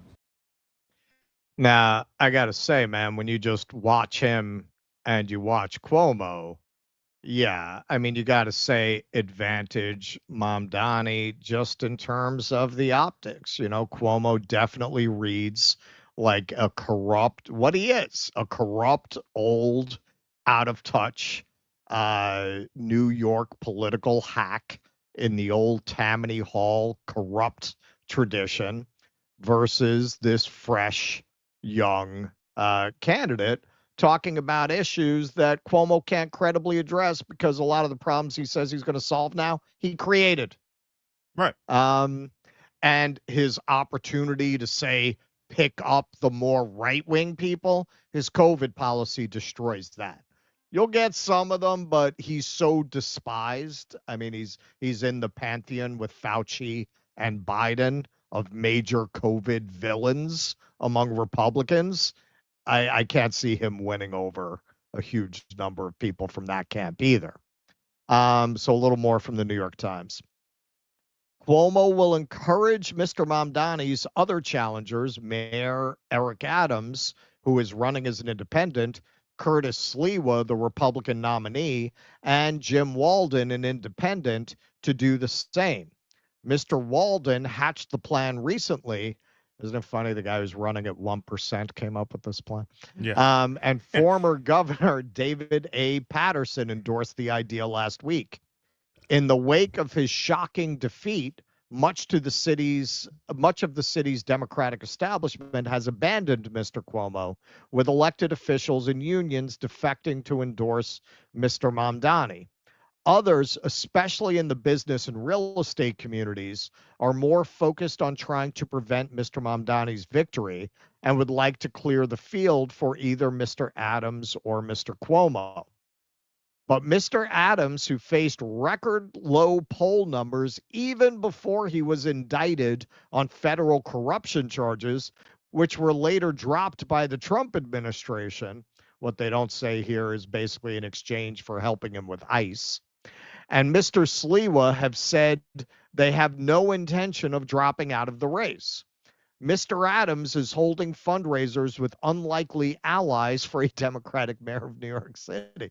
I don't think that word unlikely means what they think it means, including many Republicans. He has also sought to secure the support of the city's business leaders. Before hiring a new campaign manager, Mr. Adams had the job candidate meet with the billionaire financiers and tennis champion Bill Ackman. That's right. And Daniel S. Loeb, among other wealthy leaders. That is really amazing. So yeah, how's Adams doing here? So this is polling from March. No reason to believe it's improved. Mayor Adams' job approval rating drops to all-time low of 20%. 56% of voters say Adams should resign from office. That's how he's doing. How's Mamdani doing? Net approval in the 18 to 44 age range, Mamdani plus 43, Adams negative 55, and Cuomo negative 55. Now, remember, I think we're all conditioned, I think from the Bernie campaigns, to take the youth approval rating with a grain of salt. But once again, remember, New York City skews unusually young because it is so difficult to raise a family in New York City. Generally, Keaton's a perfect example, right? You used to live in New York City, you got married, had some kids, you don't live here anymore.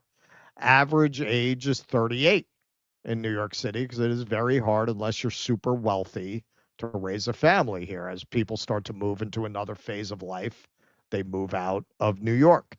So the fact that his approval is that strong with that demographic, as we saw in the primaries, it carries more weight here than it does in Democratic primaries in other places. And some of the latest polling we have, although this was taken before Cuomo announced he was getting back in the race, Mamdani had 35%, followed by Cuomo 25%, Sliwa 14%. Adams, the incumbent, has 11 in that poll. In another recent poll, Mamdani had 40, Cuomo had 29, and I think Adams was at about 14. But yeah, I mean, it's definitely Mamdani's race to lose. And if you just look at how they've been handling Cuomo's reentry into the race, right from that first troll of putting his fundraising link in there, they've just been relentlessly trolling him, calling out his policies, which tells you they're not taking the race for granted. They're not saying, Cuomo, no. I mean, from what I've seen, they've done like 3 response trolls on him at this point. Cuomo is not going to be, him and the kind of team he's going to cultivate are not going to be nimble enough to fight on that ground. They're too old. They're too old style politics. They're not going to get the meme game, and they're not really going to know how to play it. And when you look at the fact that Sliwa, that's no surprise, and it's really no surprise with Adams. Like, really, you think these guys are going to drop out so that you can consolidate the vote? You think Adams is going to do that? Hey, man, it looks like Adams cut a deal with the Trump administration.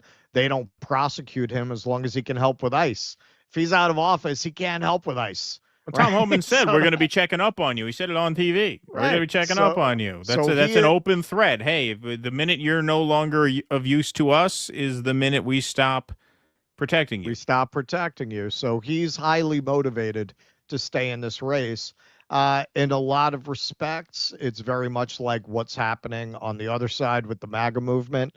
You got a lot of pathological narcissists having the chickens come home to roost because they can't coordinate together by nature of their personalities, by nature of their temperaments, being these psychopathic narcissists. They were able to hold together to win an election, but now it's all coming apart. Very much the same thing. Like, you got personalities like Andrew Cuomo, who could give a fuck about anyone but himself. Eric Adams goes triple for him. And Sliwa doesn't give a shit. He's in this town where Democrat registrations outnumber Republicans 5-1. Why? Oh, he's going to step out of the way to help the Democrats. He's a perennial. For anyone who doesn't know, he founded the Guardian Angels, this kind of like vigilante group in New York. He's a perennial candidate for mayor of New York under the Republican ticket. So yeah, man. I mean, and Mamdani's running a good campaign. Now, I'm not trying to gas up Mamdani in this segment. If anything, the fact that he is able to consolidate these Democratic interests behind him, what that does tell you is that they don't perceive him as a real threat. It seems like the ones who are really insistent on opposing him are the Zionists, which tells you he's a real threat to the kinds of policies that Adams and Cuomo would have, equating anti-Semitism and anti-Zionism under the IHRA standards. Yeah, he's a real threat to that. I think if Bitar drops beepers in people's pockets under Mamdani, they're a lot more likely to get arrested, as they should have been arrested in the first place, because that is clearly menacing under criminal codes. That is clearly menacing at best. So yeah, he's a threat to them. But these financial interests, these business interests, is he a real threat to them? Not really. I mean, partly because of what a lot of people are saying that are true. It's not really within his power to just increase taxes on the wealthy. Right. So he can't really do that. Freezing rent. Yeah, I mean, it pisses off property owners. That's why they poured so much money into Andrew Cuomo's campaign. But the real resistance is from Zionists. That's why the unions, I mean, they're not invested in Zionism like that. Even these corrupted union leaders, they're not threatened by Mamdani in that way. Yeah, the polling there where, you see him plus 43 with young people 18 to 44 and Adams and Cuomo both down 55. There's an old cliche in politics. It's all about turnout. Well, in this case, it really is just all about turnout. Mm-hmm. I mean, Mamdani was able to juice young turnout in the primary. Now, obviously, the general election is not a primary. You're dealing with a much, much, much larger crop of voters. So he has to replicate that math citywide with everybody voting. everybody voting, though, could give him an unexpected boost. Don't forget, in New York, you have to change your registration by Valentine's Day of the year of the primary in order to be able to vote. So, like, for example, I know someone, I don't know if I should say them on the air. I don't know. I don't think they care, but just in case. They were very excited to vote for Mamdani, only to find out the last minute that they couldn't because they were a registered independent and they couldn't switch registration on the same day. That's part of the Democratic corruption in New York. They've rigged it so that it's very hard for an insurgent candidate to catch fire later on because what is it, 90 days? Is it 90 something days like that? It's out maybe even more. You have to change your registration. Yeah, Valentine's Day versus June 24th, so probably even more. Yeah. So if you look at if you look at that math, then he's basically got to drive turnout among young people. If he does that, he will be fine. In terms of Cuomo running, I figured he would. Because he didn't close the door. Usually, if a politician does not close the door, it means they're going to jump back in. But look, in a three-way race, which essentially it is, assuming Sliwa places single digits now that a lot of the MAGA support will go to Adams. Anything can happen. You're talking about an election that's likely to shake out 38 to 31 to 27. Those numbers can come in any order. Your job, if you're Mamdani now, is to just make sure that as many young people turn out as possible. And if he can juice turnout with the young, then he'll win. Although, because it is ranked choice, that could actually favor Adams and Cuomo. Is the general election ranked choice or just the primary? I'm not. I believe it's ranked choice for the general. You know what? I should look into that. Yeah, I'm not sure if it's the primary or maybe it is. I think that's I think that's how the state does elections now. Oh, okay. I think it's a ranked choice voting state. Interesting. So at that point, the second choice, you would imagine second choice of Adams voters would sooner be Cuomo than Mamdani and vice versa. Right. So there is that to consider. Yeah, certainly. All right. Well, that's interesting. We'll have to see then how that. I'll look it up. If I'm wrong, we'll cut that from the clip. Yeah, no, I looked it up here. It just says, we don't look stupid. No, it says New York City uses ranked choice voting for its mayoral primary elections. Okay, but that's the primary. But is that the general? That's the primary. Yeah, is it the general or just the primary? I don't know. It's saying here. It says here for the primary. I think it's the general. Yeah, we'll have to take a look. We'll have to check that and clip it accordingly. Somebody in the chat says just the primary. I think I thought it was just the primary, but I'm somebody says not right. Okay, all right. Yeah. So the general is not ranked choice. Okay. All right. Well, then that's a all better right. sign. So yeah. All right. Sounds good. So let's move right on along here. Stoop sign says an undercover cop tried to hustle me through a crosswalk, so I slowed down as he sped up. When he slowed and honked his cop horn, I flipped him off. He said, "Green light." I yelled, "Fuck you, big win." It is a big win because I guess they can't penalize you if you're flipping off an undercover cop because you didn't know he was a cop, right? According to the law, you didn't know that was a cop. He was undercover. Hoo-wah says, isn't a pedo someone who's attracted to prepubescent kids? Yes, they like them young, but they're not actually pedos. I've heard people say that. I think it's important to make that distinction. Well, if you listen to some of these testimonies, there were kids there that were very young, very, very young. Yes. Stoop sign says, I had fun on Reddit today because I trolled the journalism sub by telling them about a story I scrapped because I started out research by committing fraud. I asked if I violated journalistic standards. Oh, well, good luck with that, Stoop sign. Otacon says, and as my grandfather used to say, you get knocked down, but you get back up again. They're never going to keep you down. That's right. Thank you, Otacon. When they say experience to run a city, what they actually mean, I will keep the corrupt status quo. Plus, whoever let the little girl have a pic with Cuomo is a horrible parent. Ha, good one. Xander Varkov, that schmuck Cuomo, called me a mook, and I says to him, what's a mook? You don't call me a mook. Thank you, Xander Varkov. Appreciate that very much. Andy Gardner says U.S. government using Grok as Operation Paperclip 2.0. Paul Green Dennis has bought off more like one nation under blackmail, indivisible with organized crime and justice for the ruling class. Hit him far. Thanks for the $5. Says Bondi messed up releasing statement when Bongino, etc. were letting it fade into the ether. Will they task her with shredding the files? Can she legally? Yeah, that's a good question. I have to worry about will they destroy it, but I don't think they can because they've already said they have them. They should have just gone with the fact that we don't have them. We could never get them. They must have shredded them. That's what they should have gone with. But that ship has sailed. All right, folks. One more segment on the day. So there's some new polling out on immigration done by Gallup. Surge in U.S. concern about immigration has abated, according to a recent Gallup poll. So Americans' preferred rate of immigration to the United States, recent trends, thinking now about immigrants, that is, people who come from other countries to live in the U.S. In your view, should immigration be kept at its present level, increased, or decreased?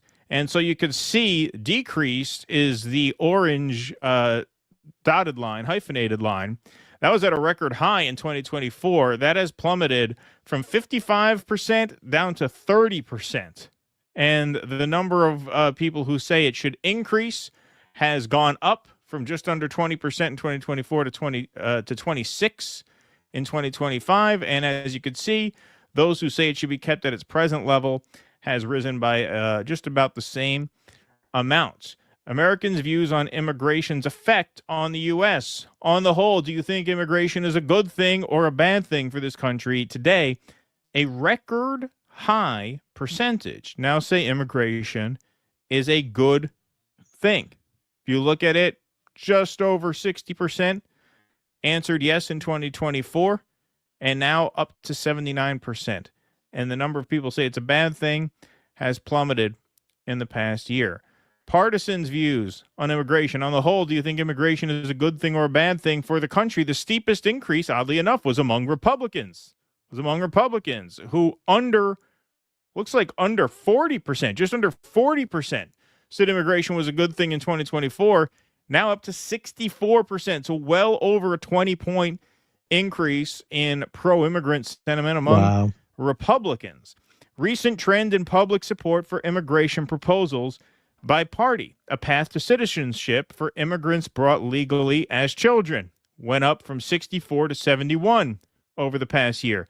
Path to citizenship for immigrants living in the U.S. illegally, that went up 13 points from 46% in 2024 to 59% in 2025 amongst Republicans. Amongst independents, it's now at 79, up 7 points from 72, and Democrats, it's at 93, up from 87. If you look here, hire significantly more Border Patrol agents. That's now down to 91 from 95. That's still overwhelmingly split along partisan lines, although you could see a huge dip in support for increased Border Patrol agents among independents from 69% saying yes in 2024 to only 53% saying yes now. For building the walls, deport all immigrants living in the U.S. illegally.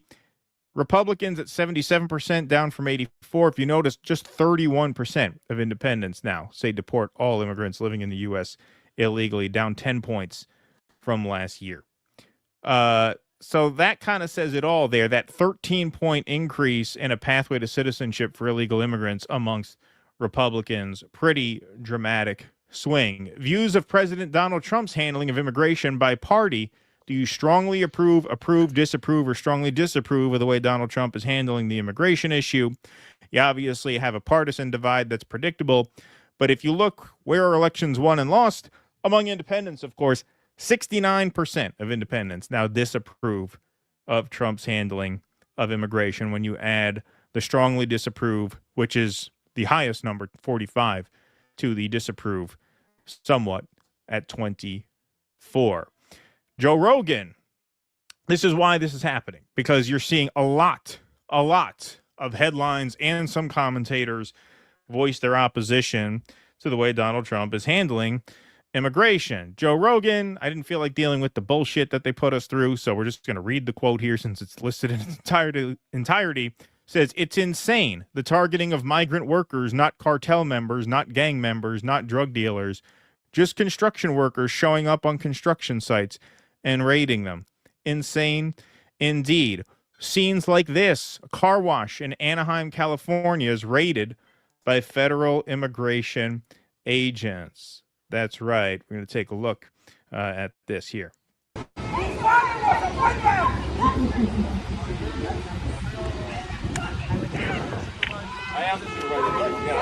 right. I need people to start moving back. Start moving back. Start moving back, please. Where are they going? They're being. What's that? Where are they being detained? Get out! Get out! Property, bro. Everybody step back, please. Fuck that. Where the fuck are you taking them? Where are you taking them? Where are you guys taking them? No answer to where you're taking them. See, there are some sickos out there who will watch this and repost this. This is what I voted for. Shoot it into my veins. Those are sick people. Those are very bad and sick people. Most people, average people, see things like this and they say, you know what? Yeah, we don't like this. They don't like this. Normal people don't like this. If you like this, there's something fucking wrong with you. There's something wrong with you if you like this. The average person does not see this and say, shoot it into my veins, right? That explains this polling. How about this? How about this? A 75-year-old Cuban man who arrived in the United States nearly 6 decades ago died Thursday after 3 weeks in immigration detention in Miami. He's the 5th person to die in ICE custody in Florida this year. 6 decades ago. A guy who came here as a teenager, a 75-year-old man, was rounded up for deportation and died in ICE custody. That explains the polling shift. How about this one? California migrant worker dies after falling from greenhouse while trying to run from ICE. You actually had some chuds talk about, because there were some headlines that didn't mention that he had fallen off a roof, and there were chuds who said he was running away, and some say he jumped off the roof. Some say he fell off the roof. Does that fucking matter? Does that really matter? Or is the point that because he was being chased by ICE, he fell off a roof and died? Let's say he jumped off a roof. What difference does it make? So you're saying the guy would risk his life jumping off a roof to escape ICE? That means that raid should not have happened. Who was this guy? Was this guy a violent criminal? No. So there you have it. A migrant worker dies falling off a roof during an ICE raid. What about Alligator Alcatraz? Detained immigrants at Alligator Alcatraz say there are worms in food and wastewater on the floor at the brand new Everglades Immigration Detention Center that officials have dubbed Alligator Alcatraz. People held there say worms turn up in the food. Toilets don't flush, flooding floors with fecal waste, and mosquitoes and other insects are everywhere. Oh, really? Some shit they threw together in 2 weeks Yeah. has these kinds of problems? I can't believe it. Yeah, in the middle of the Everglades. Yeah. Inside the compound's large white tents, rows of bunk beds are surrounded by chain-link cages. Detainees are said to go days without showering or getting prescription medicine, and they are only able to speak by phone to lawyers and loved ones. At times, the air conditioners abruptly shut off in the sweltering heat.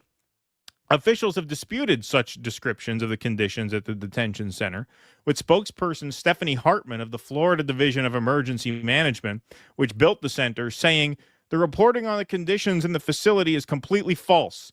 The facility meets all required standards and is in good working order." But authorities have provided few details and have denied media access. A group of Democratic lawmakers sued the DeSantis administration to be allowed in, and officials are holding a site visit by legislators and members of Congress on Saturday. This was, of course, written last week. After such visit, here's Maxwell Frost describing conditions inside Alligator Alcatraz after having been allowed in. In the door, there was about 6 security guards standing there, kind of pushing us back, but we could see in and we could hear everybody. And when those doors opened, what I saw made my heart sink.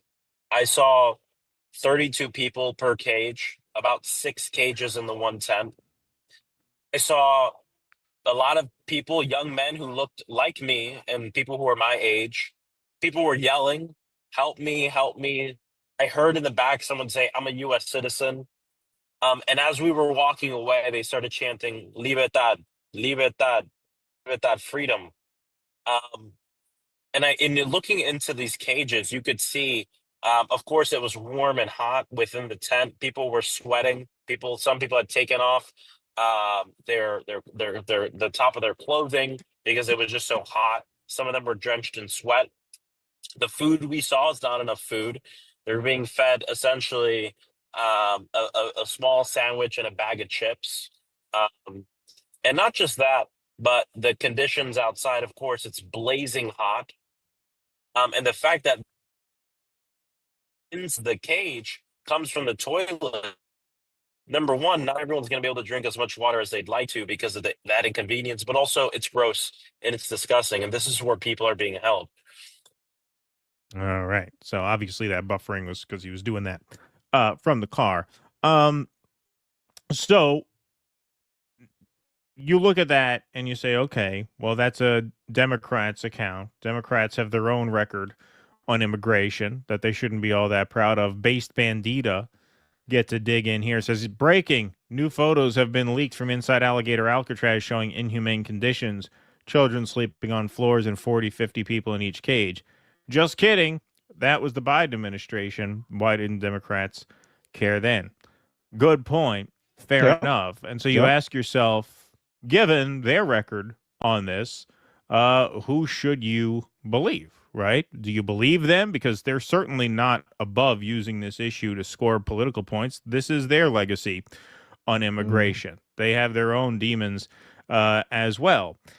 I personally, just as a point of principle, say tie goes to the people who tried to get cameras in but couldn't. So journalists were not allowed on the tour, and lawmakers were instructed not to bring phones or cameras inside. So yeah, if you are the state of Florida and you're not allowing government officials from the state to bring cameras in to document conditions at a government-run facility, that tells me that you, A, don't want people to know what's going on inside the facility, and B, you're likely the ones lying when there are conflicting accounts of said conditions at the facility. Why would people not be allowed to bring cameras in? Why not? Why not? You don't want to let journalists in? I mean, I think you should let journalists in, but these are elected officials. These are government officials inspecting a government site. They can't bring cameras in to document the conditions. You say that they're lying, so prove it. Prove it. Release your own footage. Like, if you won't let that, why can no one see what's going on in there? Alligator Alcatraz, unpopular among Americans. In total, 48% say they oppose Alligator Alcatraz, while only 33% say they support it. An additional 18% were unsure how they felt about it. Among independents, a key voter group ahead of the 2026 midterms, when Democrats are hoping to retake control of Congress, 26% are in support of the detention center, while 53% oppose it, the new poll found. Hispanic voters, a group Trump made inroads with last November, also opposed it by a 55-23 margin. Once again, theme of this segment, normal people don't like this shit. If you like this shit, you're a fucking freak. You're a freak. How about this? ICE declares millions of undocumented immigrants ineligible for bond hearings. This is new from the Washington Post. The sweeping new detention policy comes days after Congress passed a spending package that will allocate $45 billion over the next 4 years to lock up immigrants for civil deportation proceedings. The measure will allow ICE to roughly double the nation's immigrant detention capacity to 100,000 people per day. So in other words, they're not going to be able to go out on bond while their case is being heard. A case being heard can take months to even years. Now, if they go at the pace they're thinking that they want to go, 100,000 people a day means they're going to have to get them out pretty quickly because they're looking to deport 20 million people. Right? But you're going to have problem cases where you could have people sitting in limbo for months, if not years, for not having been charged with any crime. No crime. The government is just figuring out where to put people. Again, a highly unpopular policy to normal people, which explains the massive shift on this Trump's signature issue in 2024. The one he could always go back to in a pivot. How many times over the course of the campaign did they pivot to the border because they knew that was their strength? Now that is becoming a weakness. That is becoming a liability because, as we showed you, normal people don't like masked men in street clothes coming up and throwing people into vans, not telling people around them where they're taking them. Most people do not want to live in a country like that. And that explains the shift in polling. And one more thing I just have to add to this.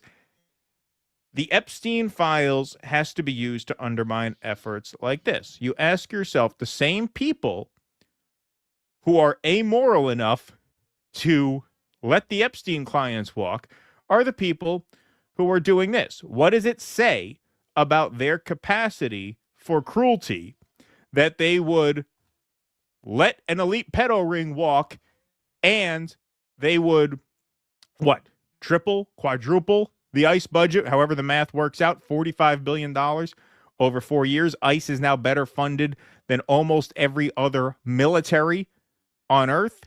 It's that same capacity for cruelty and hostility and amorality that informs both of those policy goals and many more. You're talking to me all wrong. It's the wrong tone. Yes. Sometimes when you look at who our leaders are, who the people in charge are, it's very easy to conclude that the American people are just disgusting pigs who deserve what's coming to them. But you have to remember, half the country doesn't vote, roughly, and with valid reason, because they know, a lot of them, I mean, some of them just, their lives are such that they're just completely checked out on that. But a lot of people see that no matter who you vote for, you're going to get John McCain, right? It doesn't matter who you vote for. You're going to get a representative of oligarchy that doesn't mean you well.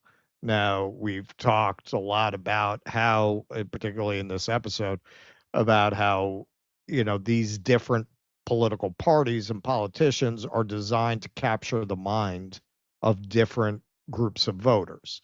So if you're a liberal, they're going to talk the language of deconstruction and intersectionality, and that's what captures their attention. And if you're on the other side, they're going to talk about the WEF and that kind of thing. But it's all aimed at the same agenda. The thing is, and as you said in this segment, the Democrats have no record to be proud of. ICE funding increased every year under Biden.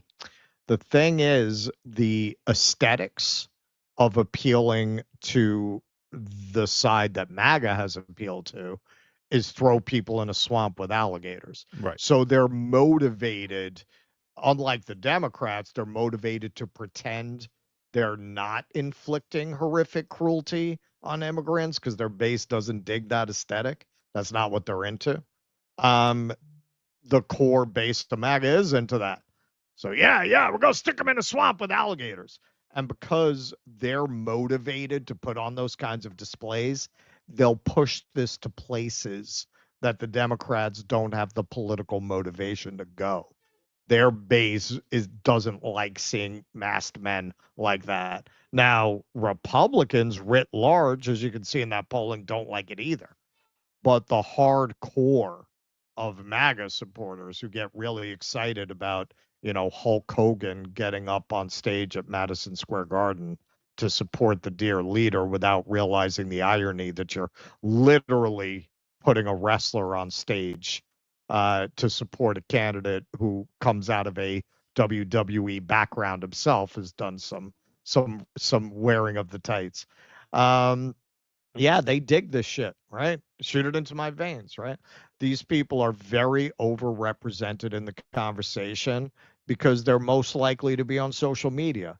They're most likely to be on social media because they're most likely to be emotionally and psychologically damaged and socially isolated. And this is why they're so addicted to watching images of cruelty being inflicted on other people and to draw some sense of identity and power from vicariously connecting themselves to those images as if they have some part in that horrible revenge against these people who supposedly have made your life suck, when really Donald Trump, the billionaire surrounded by billionaires, is an avatar for what made your life suck, and he's using these people to avoid you coming with the pitchforks and the torches for him and his criminal class.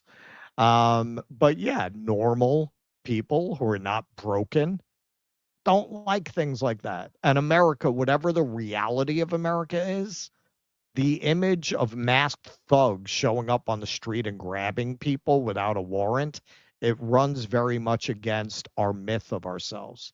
It runs very much against how we like to see ourselves in a way that actually Republicans are likely to find particularly offensive, because they tend to be into that "don't tread on me" idea of what America is. Yeah, and to what you said, the entire Trump agenda, the expansion of Greater Israel, shredding of the social safety net, of course, tax cuts for the rich, even what they tried to do with AI couldn't get it done this time, but they will keep at it. It all rode into power on the back of their advantage in terms of public opinion on the immigration issue. Right. They rode this anti-immigrant sentiment into power, and then they unleashed what their actual agenda was, starting, of course, as every Republican administration does, tax cuts for the rich. And further chipping away of the social safety net, this big, beautiful bill was a particularly crushing blow. So just as they rode anti-immigrant sentiment into power, the task now has to be to use the Epstein files and carry people out of the MAGA camp. Because, hey, you have empathy for trafficked children, obviously. Otherwise, you wouldn't be so so up in arms about the handling of the Epstein case, right? Okay, so you have empathy for somebody. So understand these people have empathy for nobody. The same people who are letting the child traffickers walk free are the people who are locking immigrants up with giant mosquitoes and in alligator swamps, right? You have to connect that for people saying, wait a minute, don't forget, these are the same people who let the Epstein clients walk. That shows you what shitty people they are. So don't you think it's funny that the same shitty people who did that are making a big show of torturing immigrants? So if you have more empathy than they do on the Epstein list, then find it within yourself to say, hey, you know what? This is fucked up too. Not only is this fucked up, but hey, cutting taxes for rich people while slashing Medicaid, that's fucked up. Expansion of Greater Israel is fucked up. This is an opportunity to use an issue that, like we said earlier, 80% of people want the Epstein files released. Only 5% don't. This really exposes who these people are who are in power. The fact that they are willing to essentially just undermine their own political prospects in order to protect whoever is on that list for whatever reason. Well, yes, that just shows you there's nothing these people wouldn't do. They have no moral bottom. And if you have no moral bottom, not only would you let the pedos walk, you would harass immigrants in this way and torture immigrants in this way. And that, I think, is the major point to be made. And looks like people are starting to come around to the idea that this is not good for anybody. And even if it did pay certain dividends, is that the country you want to live in? Let's just say your wages did go up. They're not going to, by the way. That's a complete crock of bullshit. But let's just say your wages did go a little bit up. Do you want the price of that to be masked men in every town sweeping people up at car washes? Is that a nice place to live for you? Even if it means an extra $1 an hour on your wage, which it will not. But even if it did, do you think, is that where you want to live? Most people say no. Most people say no. All right. Nocturnal Human. Since Russell's town voted for Cuomo in the primary, should we fundraise for Russell to campaign against him? Get Russell in the street for interviews. There you go. My town. Oh, you mean Harlem? Harlem, yeah. Pugliese says Cuomo is a huge Guido. Yeah, that's the Trump's attack against him. State of Florida will reap what they sow, and the diseases in the concentration camps spread through the whole state. through mosquitoes. Yeah, that's the thing. Mosquitoes, yes, they can spread a lot of illnesses for sure. All right. That is our show today, folks. Thank you guys very much for being here. Appreciate all the mods in the chat, keeping the peace, the YouTubers and the Rumblers. Misty Winston's on tomorrow at 8 o'clock on Rumble. We are on the Jimmy Dore Show tomorrow, 6 p.m. Eastern. Until then, thanks very much for being here. We will be back on this channel at Thursday, 12 p.m. Eastern. So still a lot of work left in the week, but thanks very much for spending the afternoon with us. We hope you had a good time. Until we see you again, be safe and be well. Courage! Please clap.